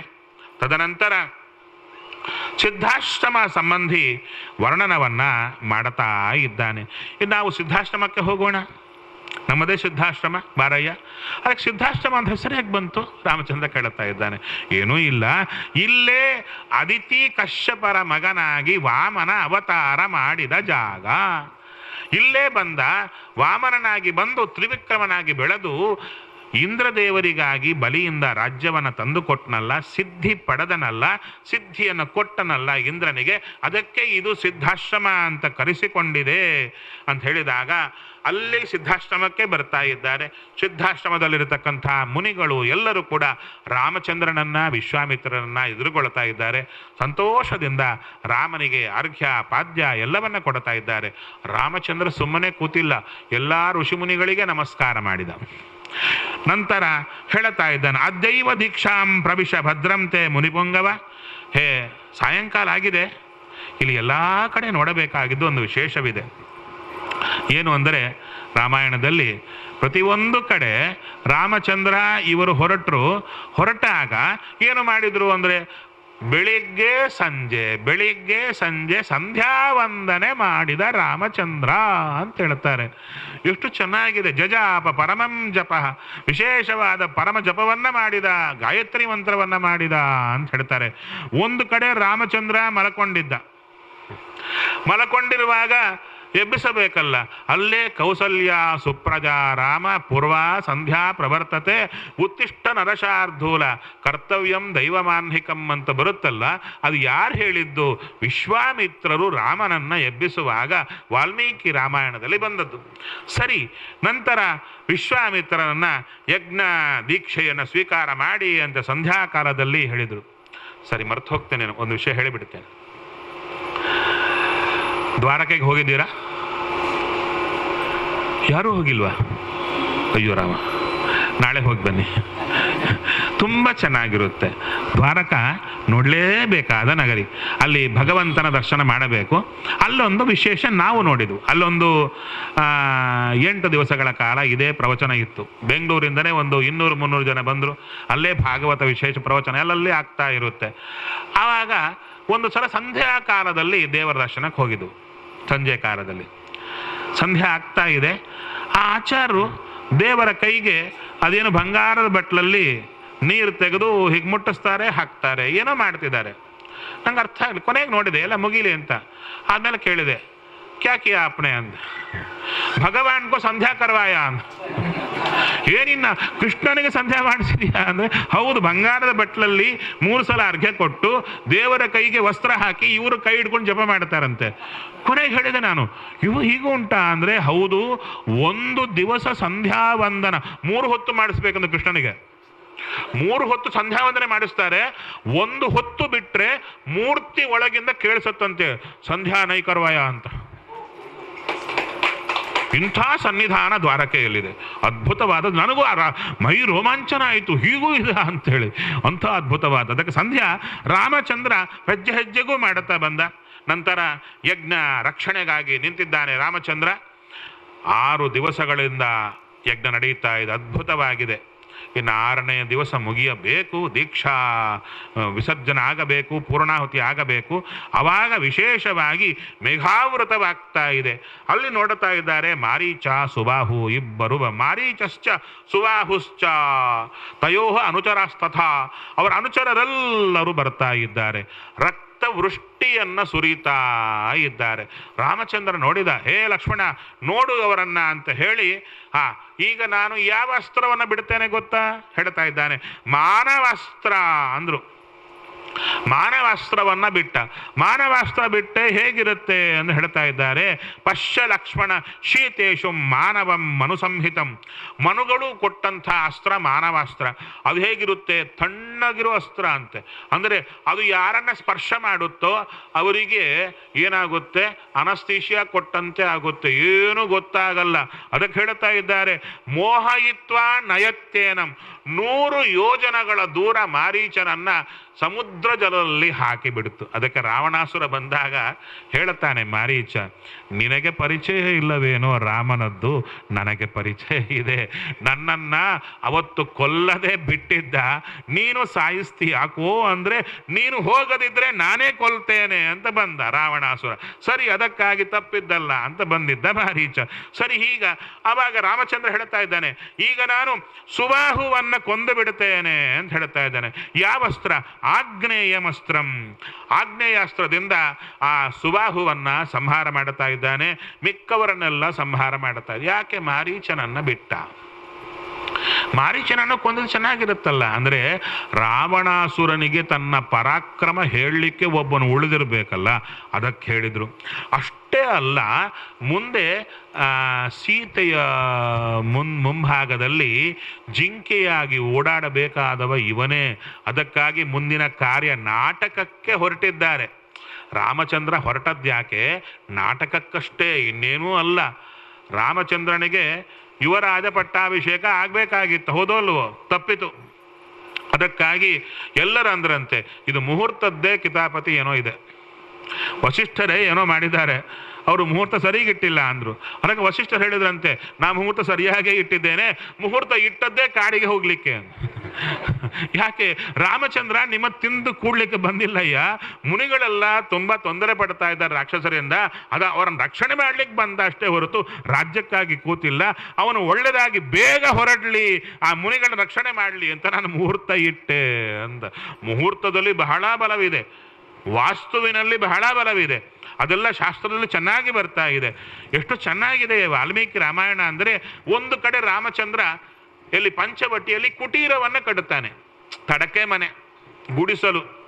ಹೌದು, ಇನ್ನೇನು ಕಟ್ಟಲಿಕ್ಕಾಗೋದು? ಪರ್ಮನೆಂಟ್ ಕನ್ಸ್ಟ್ರಕ್ಷನ್ ಆಗಲ್ಲ. ಅದು ಕಟ್ಟಿದರೆ ಅದಕ್ಕೂ ವಾಸ್ತುವನ್ನು ಮಾಡುತ್ತಾನೆ. ಹೋಮವನ್ನು ಮಾಡಿ ಗೃಹ ಪ್ರವೇಶ ಮಾಡುತ್ತಾನೆ. ಅಲ್ಲೂ ಹೇಳುತ್ತಾನೆ, ಅಲ್ಲಿ ಎತ್ತರ ಇಷ್ಟಿರಬೇಕು, ಕಡಿಮೆ ಇಷ್ಟಿರಬೇಕು, ಈ ದಿಕ್ಕಿಗೆ ಇದಿರಬೇಕು, ಅದಕ್ಕಿರಬೇಕು ಅಂತ ಲಕ್ಷ್ಮಣ ಹೇಳಿದರೆ ಲಕ್ಷ್ಮಣ ಹಾಗೆ ಕಟ್ಟುತ್ತಾನೆ. ನಮ್ಮವ್ರು ಹೇಳುತ್ತಾರೆ ವಾಸ್ತು ಈಗ ಬಂದದ್ದು, ಯಾವಾಗಿಂದ ಇಲ್ಲ ಅಂಥೇಳಿ. ಇಲ್ಲ, ಯಾವಾಗಿಂದೋ ಇದೆ, ಮಧ್ಯೆ ನಾವು ಮರೆತಿದ್ವು ಅಷ್ಟೇ.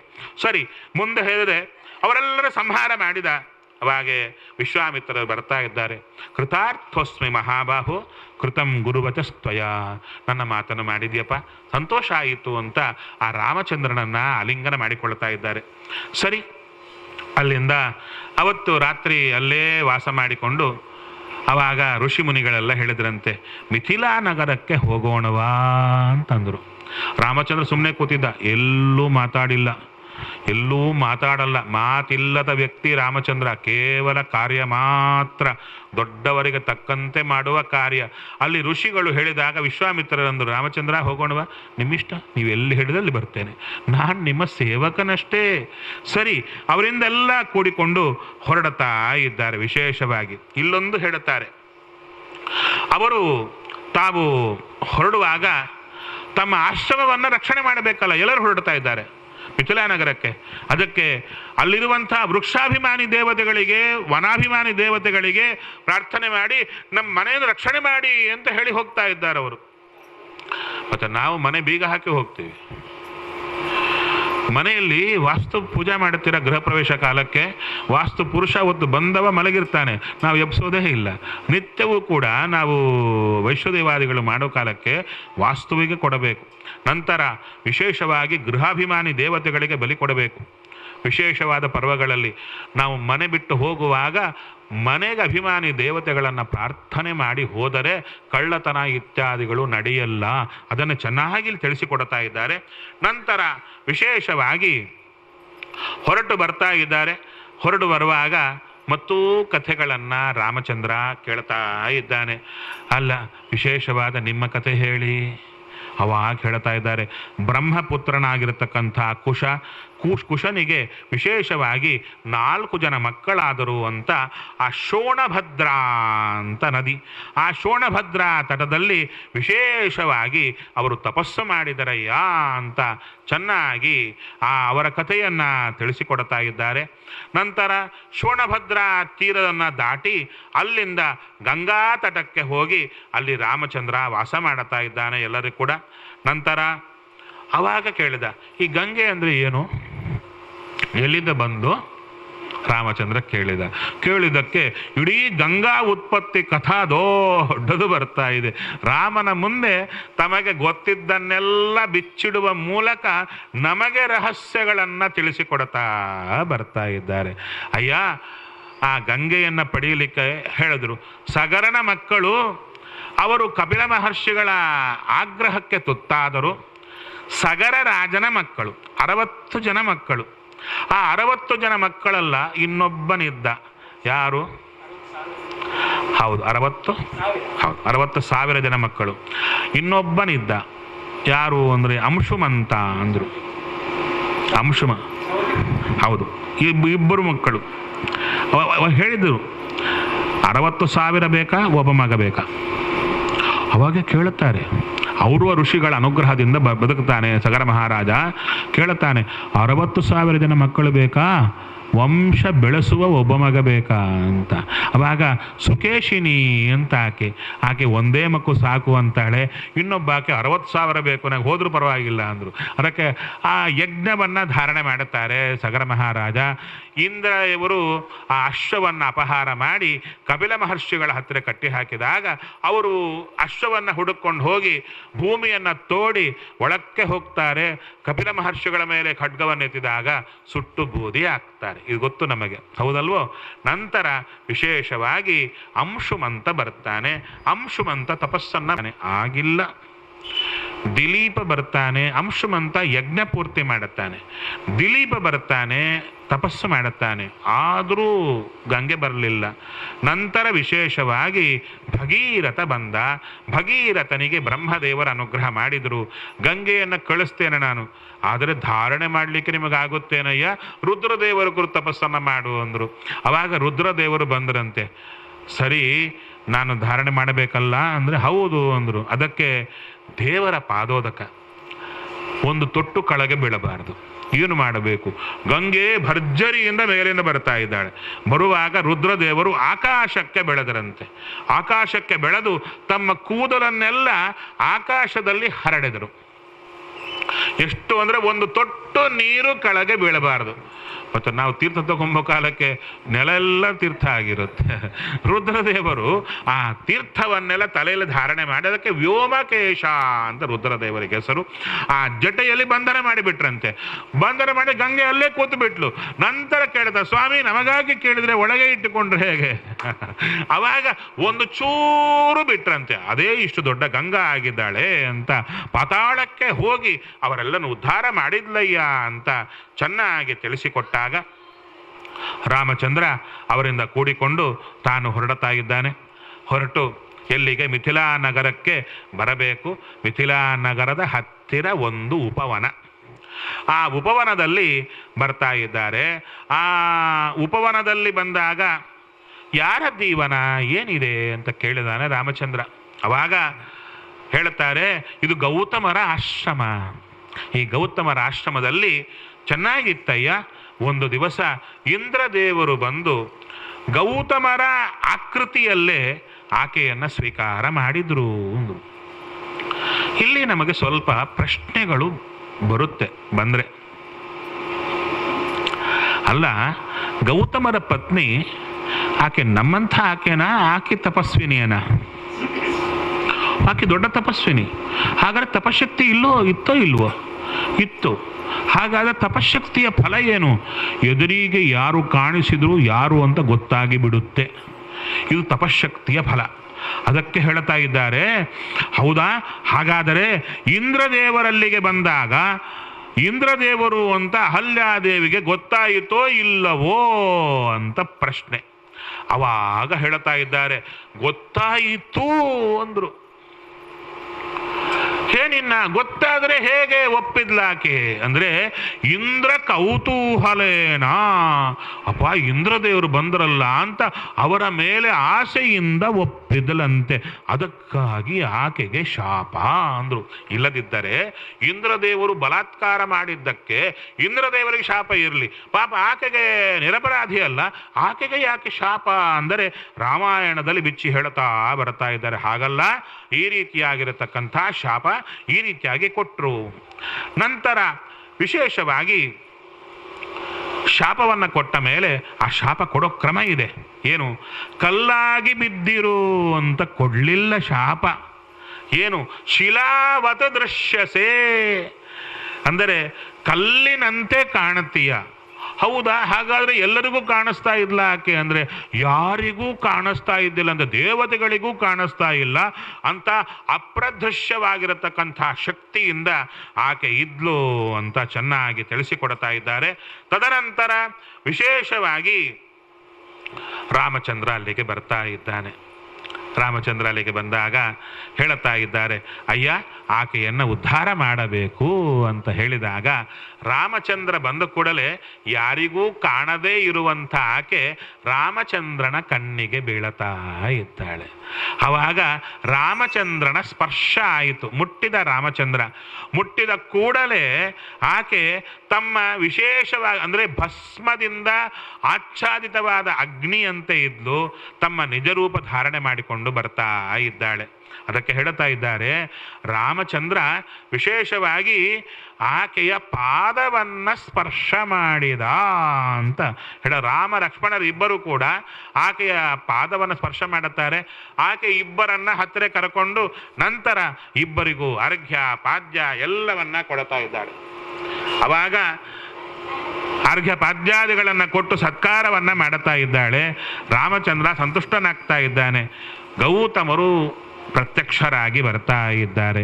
ರಾಮಚಂದ್ರ ಹೇಳುತ್ತಾ ಇದ್ದಾನೆ, ಈಕೆಯನ್ನ ನೀವು ಸ್ವೀಕಾರ ಮಾಡಬೇಕು.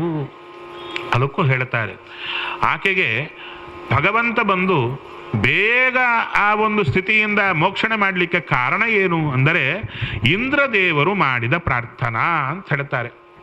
ಇಂದ್ರದೇವರು ದೇವ ಕಾರ್ಯಕ್ಕಾಗಿ ಈ ಕಾರ್ಯವನ್ನು ಅಂದರೆ ಮಾಡಿದ್ರು. ಏನು ಮಾಡಿದ್ರು? ಗೌತಮರ ತಪಸ್ಸು ತುಂಬ ಜಾಸ್ತಿ ಆಗಿತ್ತು. ಅದಕ್ಕೆ ಜಾಸ್ತಿ ಆಗಿದ್ದರೆ ಏನಾಗುತ್ತೆ? ಗೌತಮರಿಗೆ ತೊಂದರೆ ಆಗುತ್ತೆ. ಆಗಲಿ ಬಿಡಿ, ಅದಕ್ಕೇನು, ನಾವಿರ್ತೇವೆ. ಪಕ್ಕ ಮನೆ ಸ್ವಲ್ಪ ಮುಂದಕ್ಕೆ ಬಂದಿದೆ, ಮುನ್ಸಿಪಾಲ್ಟಿಯವನು ಹೊಡೆದು ಬಿಡ್ತಾನೆ. ಹೌದು, ಹೇಳಬೇಕೋ ಇಲ್ವೋ? ನಮಗೆ ಯಾಕ್ರಿ ಮುನ್ಸಿಪಾಲ್ಟಿಯವನು ಹೊಡಿಲಿ, ಅವಾಗ ಗೊತ್ತಾಗುತ್ತೆ ಅವನಿಗೆ ಅಲ್ವಾ? ನಾವ್ಯಾಕೆ ಹೇಳಬೇಕು? ಮೊದಲೇ ಸ್ವಲ್ಪ ಎಚ್ಚರ ಕೊಟ್ಟಿದ್ರೆ ಅಪ್ಪ ಒಳಕ್ಕೆ ಹೋಗುವಂತ ನಮ್ಮ ಧರ್ಮ ಮಾಡ್ಬೋದು ತಾನೆ, ನಮ್ಮ ಪಾಡಿಗೆ ನಾವಿರ್ತೇವೆ. ಇಲ್ಲಿ ಹಾಗಲ್ಲ. ಚೆನ್ನಾಗಿ ಹೇಳ್ತಾ ಇದ್ದಾರೆ. ಇಂದ್ರದೇವರು ಪ್ರಾರ್ಥನೆ ಮಾಡ್ತಾ ಇದ್ದಾರಂತೆ ದೇವ ಕಾರ್ಯಕ್ಕಾಗಿ. ಅಂದರೆ ಏನು ಕಾರ್ಯ? ಗೌತಮರು ಇಡೀ ಜಗತ್ತನ್ನು ರಕ್ಷಣೆ ಮಾಡುವ ತಪಸ್ವಿಗಳು. ಭಗವಂತ ಹುಟ್ಟು ಹಾಕಿದ್ದೇ ಅವರನ್ನದಕ್ಕೆ. ಅವರ ತಪಶಕ್ತಿಯನ್ನು ಜಗತ್ತು ಚೆನ್ನಾಗಿದೆ. ಅಂಥದ್ದು ಅವರ ತಪಶಕ್ತಿ ಜಾಸ್ತಿಯಾಗಿ ಅದರಿಂದ ಅವರಿಗೆ ಹಾನಿಯಾದರೆ ಏಧಮಾನ ದ್ವಿಟ್ ಅಂತ ಭಗವಂತನಿಗೆ ಹೆಸರು. ಅದರಿಂದ ಯಾರು ತಮ್ಮ ಯೋಗ್ಯತೆಗೆ ಮೀರಿ ಪುಣ್ಯವನ್ನು ಮಾಡುತ್ತಾರೆ ಅದನ್ನು ಕತ್ತರಿಸಿ ಹಾಕ್ತಾನೆ ಭಗವಂತ. ಆ ರೀತಿಯಲ್ಲಿ ಅವರ ಪುಣ್ಯವನ್ನು ಕತ್ತರಿಸಿ ಹಾಕಲಿಕ್ಕೆ ಇಂದ್ರದೇವರು ಈ ರೂಪದಿಂದ ಬಂದು ಆಕೆಯನ್ನು ಸ್ವೀಕಾರ ಮಾಡಿದ್ರು. ಅಲ್ಲಿ ಮತ್ತು ಅನೇಕ ಪ್ರಶ್ನೆಗಳು ಬರ್ತಾ ಇವೆ. ಪರಸ್ತ್ರೀ ಸಂಪರ್ಕ ಮಾಡಿದರಲ್ವಾ ಇಂದ್ರದೇವರು, ಅವರಿಗೆ ದೋಷ ಇತ್ತೋ ಇಲ್ಲವೋ ಅಂತಂದರೆ ದೋಷ ಇಲ್ಲ ಅಂದ್ರು. ಅದು ಹೇಗ್ರಿ? ದೇವತೆಗಳು ಒಂದು ರೂಲು, ನಮಗೊಂದು ರೂಲಾ ಅಂದರೆ ಅದಕ್ಕೆ ಹೇಳ್ತಾ ಇದ್ದಾರೆ, ಪ್ರತಿಯೊಬ್ಬ ಸ್ತ್ರೀ ಮದುವೆ ಆಗ್ಲಿಕ್ಕಿಂತ ಮೊದಲು ಆಕೆಗೆ 4 ಜನ ಗಂಡಂದ್ರು ಇರ್ತಾರೆ. ಅಂದರೆ ಭರ್ತ ಅಂತ ಪಾಲನೆ ಮಾಡೋರು ಇರ್ತಾರೆ. ಅದರಲ್ಲಿ ಇಂದ್ರದೇವರು ಒಬ್ಬರು. ಲಾಜಾ ಹೋಮ ಕಾಲಕ್ಕೆ ಪ್ರಾರ್ಥನೆ ಮಾಡ್ತಾರೆ, ಪುರೋಹಿತರು ಮಾಡಿಸ್ತಾರೆ.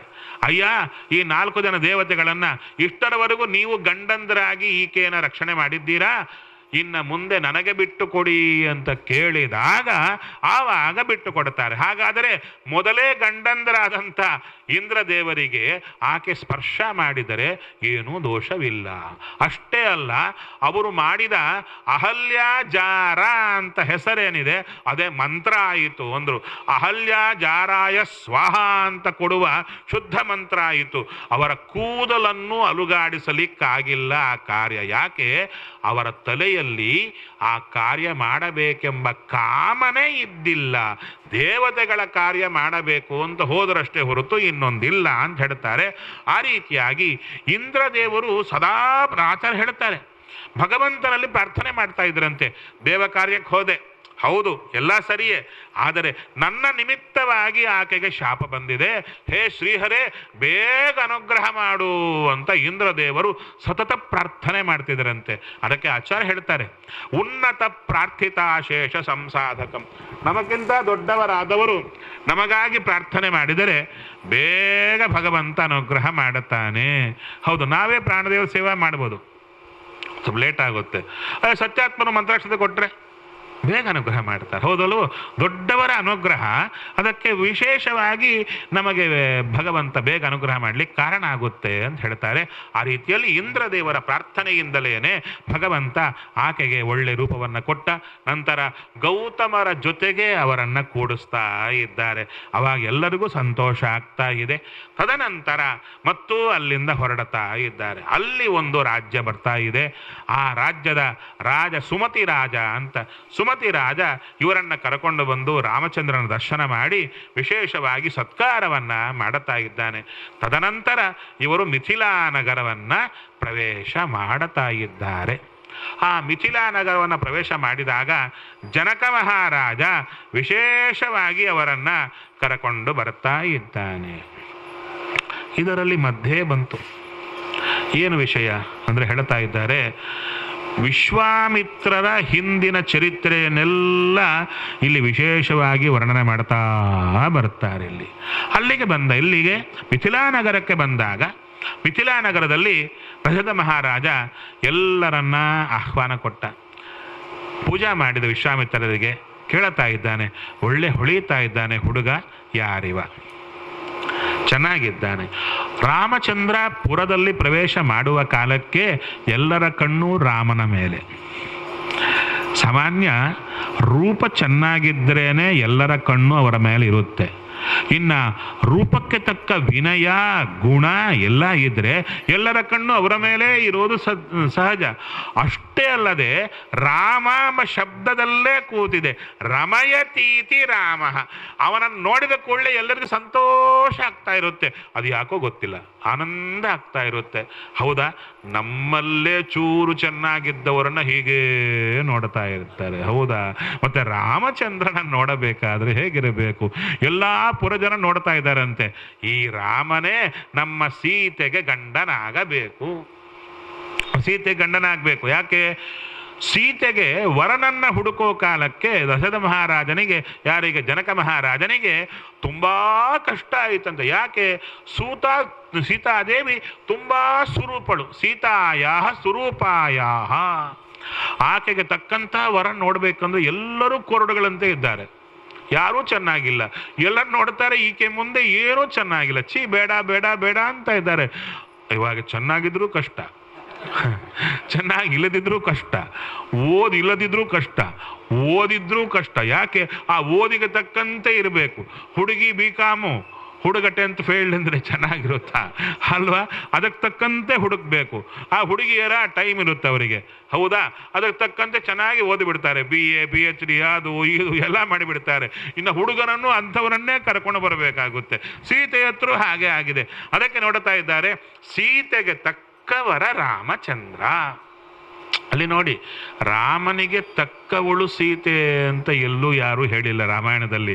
ಸೀತೆಗೆ ತಕ್ಕವನು ರಾಮ ಅಂತಂದ್ರು. ಅಂದರೆ ಸೀತೆಯನ್ನ, ಆಕೆ ಸೌಂದರ್ಯ ರಾಮನ ಮುಂದೆ ಕಡಿಮೆ ಆಗುತ್ತೆ, ಆದ್ದರಿಂದ ರಾಮಚಂದ್ರ ಸೀತೆಗೆ ತಕ್ಕವ ಅಂತ ಹೇಳಿದರು. ಇಬ್ಬರು ಈಕ್ವಲ್ ಅಂತ ಎಲ್ಲೂ ಹೇಳಿಲ್ಲ. ಯಾಕಂದ್ರೆ ಅಲ್ಲೂ ವಾಲ್ಮೀಕಿ ಮಹರ್ಷಿಗಳಿಗೆ ಬಹಳ ಎಚ್ಚರ ಇದೆ, ರಾಮನ ಸೌಂದರ್ಯ ಬಹಳ ಜಾಸ್ತಿ. ಅಷ್ಟೇ ಅಲ್ಲ, ಯಾರೋ ಕೇಳಿದರು, ಯಾರೋ ಸೀದಾ ಲಕ್ಷ್ಮೀದೇವಿಯನ್ನ, ಮದುವೆಯಾದ ಒಲಿದೆಯಾತೆ ಕಮ್ಮ ಲಕ್ಷ್ಮಿ ವಾಸುದೇವಗೆ, ಹೌದಲ್ವೋ? ನಿಮಗೆಲ್ಲ ಹಾಡು ಚೆನ್ನಾಗಿ ಬರುತ್ತೆ. ಅವಾಗ ಹೇಳಿದರು, ಅಂದರೆ ಲಕ್ಷ್ಮೀದೇವಿ ಬಹಳ ಇದು, ದೇವರಿಗೆ ಯಾಕೆ ಒಲಿದೀಯ? ಅದಕ್ಕೆ ಲಕ್ಷ್ಮೀದೇವಿಯನ್ನೇ ಕೇಳಿದರು, ಯಾಕಮ್ಮ ನೀನ್ಯಾಕೆ ಮದುವೆ ಆದೀಯ? ನಾನೆಲ್ಲ ಮದುವೆ ಆಗಿದ್ದು ಅವ ದಯದಿಂದ ನನ್ನ ಮದುವೆ ಆದ. ಹೌದಾ ಅಂದರೆ ಹೇಳ್ತಾರೆ, ಲೋಕಾಧಿಪನ ಭಿಕ್ಷುಕನ ಮನೆಯ ಊತಣವ ಕೊಂಬಂತೆ.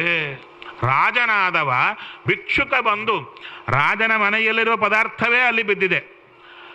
ರಾಜ ಬಂದಾಗ ಭಿಕ್ಷುಕ ಕೇಳಿದ, ಚೂರು ನಮ್ಮ ಮನೇಲಿ ಊಟ ಮಾಡ್ತೀರಾ? ಅವಾಗೆ ಊಟ ಆಗಿದೆ. ಹುಗ್ಗಿ ಊಟ ಆದಮೇಲೆ ಮತ್ತು ಹುಗ್ಗಿ ಹಾಕಿದರೆ, ಊಟ ಆದಮೇಲೆ ಮತ್ತೆ ಎಲೆ ಹಾಕಿದರೆ ಊಟ ಮಾಡ್ತೀರಾ? ಬೇಡ ಅಂತೀರಾ. ತನ್ನ ಮನೆಯಲ್ಲೇ ಊಟ ಮಾಡಿದ್ದಾನೆ, ಅದೇ ಅಡಿಗೆಯಲ್ಲಿ ಕೂತಿದೆ, ಕರೀತಾ ಇದ್ದಾನೆ, ಚೂರು ಊಟ ಮಾಡಿ ಅಂತ. ಅದಕ್ಕೆ ಅವನು ಕರೆದದ್ದಕ್ಕೆ ಆ ಅಭಿಮಾನಕ್ಕೆ ಬಂದ ರಾಜ ಚೂರು ಮುಟ್ಟಿದಂತೆ ಮಾಡಿ ಹೋದ. ಈ ಥರ ನನ್ನ ಸ್ವಾಮಿ ಸ್ವೀಕಾರ ಮಾಡಿದ್ದಾನೆ, ನಾನು ದೇವರಿಗೆ ಸಮಾನ ಎಲ್ಲಿ ಆಗ್ತೇನೆ ಅಂತ ಹೇಳ್ತಾರೆ. ಅನಂತ ಗುಣದಿಂದ ಲೀಚಳು ಯಾರು? ರಮಾದೇವಿ. ಆ ರೀತಿಯಲ್ಲಿ ಎಂದೂ ಕೂಡ ಸೀತೆಗೆ ತಕ್ಕವರ ಅಂದರೆ ಈಕ್ವಲ್ ಅಂತ ತಿಳಿಯಬೇಡಿ. ರಾಮಚಂದ್ರ ಅನಂತ ಪಟ್ಟು ಜಾಸ್ತಿ. ಅದಕ್ಕೆ ಸೀತೆಗೆ ಬಹಳ ಒಳ್ಳೆಯದಾಯಿತು ಅಂದುಕೊಂಡ್ರು. ಆದರೆ ಮುಂದೆ ಕೂತಿದೆ, ಏನೋ ಧನುರ್ಭಂಗ ಕೂತಿದೆ, ಆ ಧನುಸ್ಸನ್ನು ಎತ್ತಬೇಕು ಅಂತ ಹೇಳ್ತಾರೆ. ರಾಮ ಎತ್ತತಾನೋ ಇಲ್ಲವೋ ಅಂತ ಎಲ್ಲರ ತಲೆಯಲ್ಲಿತ್ತು. ಬಂದಾಗ ದಶರಥ ಮಹಾರಾಜ ವಿಶೇಷವಾಗಿ ಅವರಿಗೆ ಆಮಂತ್ರಣ ಕೊಟ್ಟ. ನಂತರ ನೋಡುತ್ತಾ ಇದ್ದಾನೆ, ತುಂಬ ಚೆನ್ನಾಗಿದ್ದಾನೆ ಹುಡುಗ. ಯಾರೀತ? ದಶರಥನ ಮಗ ರಾಮಚಂದ್ರ. ಈಗಲೇ ಸಿದ್ಧಾಶ್ರಮದಿಂದ ಬಂದಿದ್ದೇವೆ ಅಂತ ಎಲ್ಲವನ್ನ ಚೆನ್ನಾಗಿ ಹೇಳಿದಾಗ ಅವಾಗ ಹೇಳುತ್ತಾ ಇದ್ದಾನೆ, ನನಗೊಂದು ಪ್ರತಿಜ್ಞೆ ಇದೆ. ಸ್ವಯಂವರದಲ್ಲೇ ವಿಶೇಷವಾಗಿ ಆ ಧನುಸ್ಸನ್ನು ಮುರಿಯಬೇಕು. ಧನುಸ್ಸನ್ನು ಎತ್ತಿದರೆ ಸಾಕು. ಶಿವಧನುಸ್ಸು ಕೊಟ್ಟಿದ್ದಾರೆ ನನಗೆ, ಪಿನಾಕ ಧನುಸ್ಸು. ಬ್ರಹ್ಮದೇವರ ಅನುಗ್ರಹದಿಂದ ಬ್ರಹ್ಮದೇವರು ದಶರಥ ಮಹಾರಾಜನಿಗೆ ಮತ್ತು ಜನಕ ಮಹಾರಾಜನಿಗೆ ವರವನ್ನು ಕೊಟ್ಟಿರುತ್ತಾರೆ. ಅದು ಶ್ರೀನಿವಾಸ ಕಲ್ಯಾಣದಲ್ಲಿ ಬರುತ್ತೆ. ಹೇಳುತ್ತಾರೆ ಜನಕ ಮಹಾರಾಜ, ಬ್ರಹ್ಮದೇವರು ವರ ಕೊಟ್ಟರು, ಯಾರೂ ನಿನ್ನ ಹೆಣ್ಣು ಮಕ್ಕಳನ್ನು ಹೊತ್ತುಕೊಂಡು ಹೋಗದಿರಲಿ, ಯಾರಿಗೂ ನಿನ್ನ ಕಡೆ ನೋಡ್ಲಿಕ್ಕೆ ಶಕ್ತಿ ಇಲ್ಲದಿರಲಿ ಅಂತ ವರ ಕೊಟ್ಟರು. ರುದ್ರದೇವರು ಧನುಸ್ಸನ್ನು ಕೊಟ್ಟರು, ಈ ಧನುಸ್ಸು ನಿನ್ನ ರಕ್ಷಣೆ ಮಾಡುತ್ತೆ, ಇದನ್ನು ಎತ್ತಿದವನ್ ನೋಡೋಣ. ಅವಾಗ ಎಲ್ಲರೂ ಬಂದರು, ರಾವಣಾದಿಗಳೆಲ್ಲ ಬಂದರಂತೆ. ಬಂದು ಎತ್ತಲಿಕ್ಕೆ ಹೋಗಿ ತಲೆ ಸುತ್ತು ಬಂದು ಬಿದ್ದರು. ಎತ್ತಲಿಕ್ಕೆ ಹೋಗಿ ಎತ್ತಿಲ್ಲ ಯಾರು, ಕಟ್ಟು ಬೆವರು ಹಾಕಿ ಬಿದ್ದರಂತೆ. ಅಂಥ ಕಾಲಕ್ಕೆ ಈ ರಾಮಚಂದ್ರ ಇದನ್ನು ಎತ್ತಲಿಕ್ಕೆ ಆಗುತ್ತಾ ಇಲ್ಲವಾ ಅಂತ ಪ್ರಶ್ನೆ. ಅಂಥ ಕಾಲಕ್ಕೆ ವಿಶ್ವಾಮಿತ್ರರು, ಶತಾನಂದರು ಬರ್ತಾ ಇದ್ದಾರೆ. ಶತಾನಂದರಿಗೆ ವಿಶ್ವಾಮಿತ್ರರು ಪರಿಚಯ ಮಾಡಿಕೊಡ್ತಾ ಇದ್ದಾರೆ. ರಾಮಚಂದ್ರ ಅಂತ ಹೇಳಿದಾಗ, ಓಹೋ ರಾಮಚಂದ್ರ ಬಹಳ ಒಳ್ಳೆಯದಯ್ಯ. ಆವಾಗ ಶತಾನಂದರು ವಿಶ್ವಾಮಿತ್ರರ ಚರಿತ್ರೆಯನ್ನು ರಾಮನಿಗೆ ಪರಿಚಯ ಮಾಡಿಕೊಡ್ತಾರೆ. ಅಯ್ಯ ಎಂಥ ಗುರುಗಳನ್ನು ಪಡೆದಿ ರಾಮಚಂದ್ರ, ವಿಶ್ವಾಮಿತ್ರರ ಚರಿತ್ರೆ ನಿಂಗೆ ಗೊತ್ತಾ ಅಂತ ಹೇಳ್ತಾರೆ. ಆ ಚರಿತ್ರೆಯನ್ನು ನಾಳೆ ನೋಡೋಣ ಎಂಬಲ್ಲಿಗೆ ಶ್ರೀಕೃಷ್ಣಾರ್ಪಣಂ ಅಸ್ತು.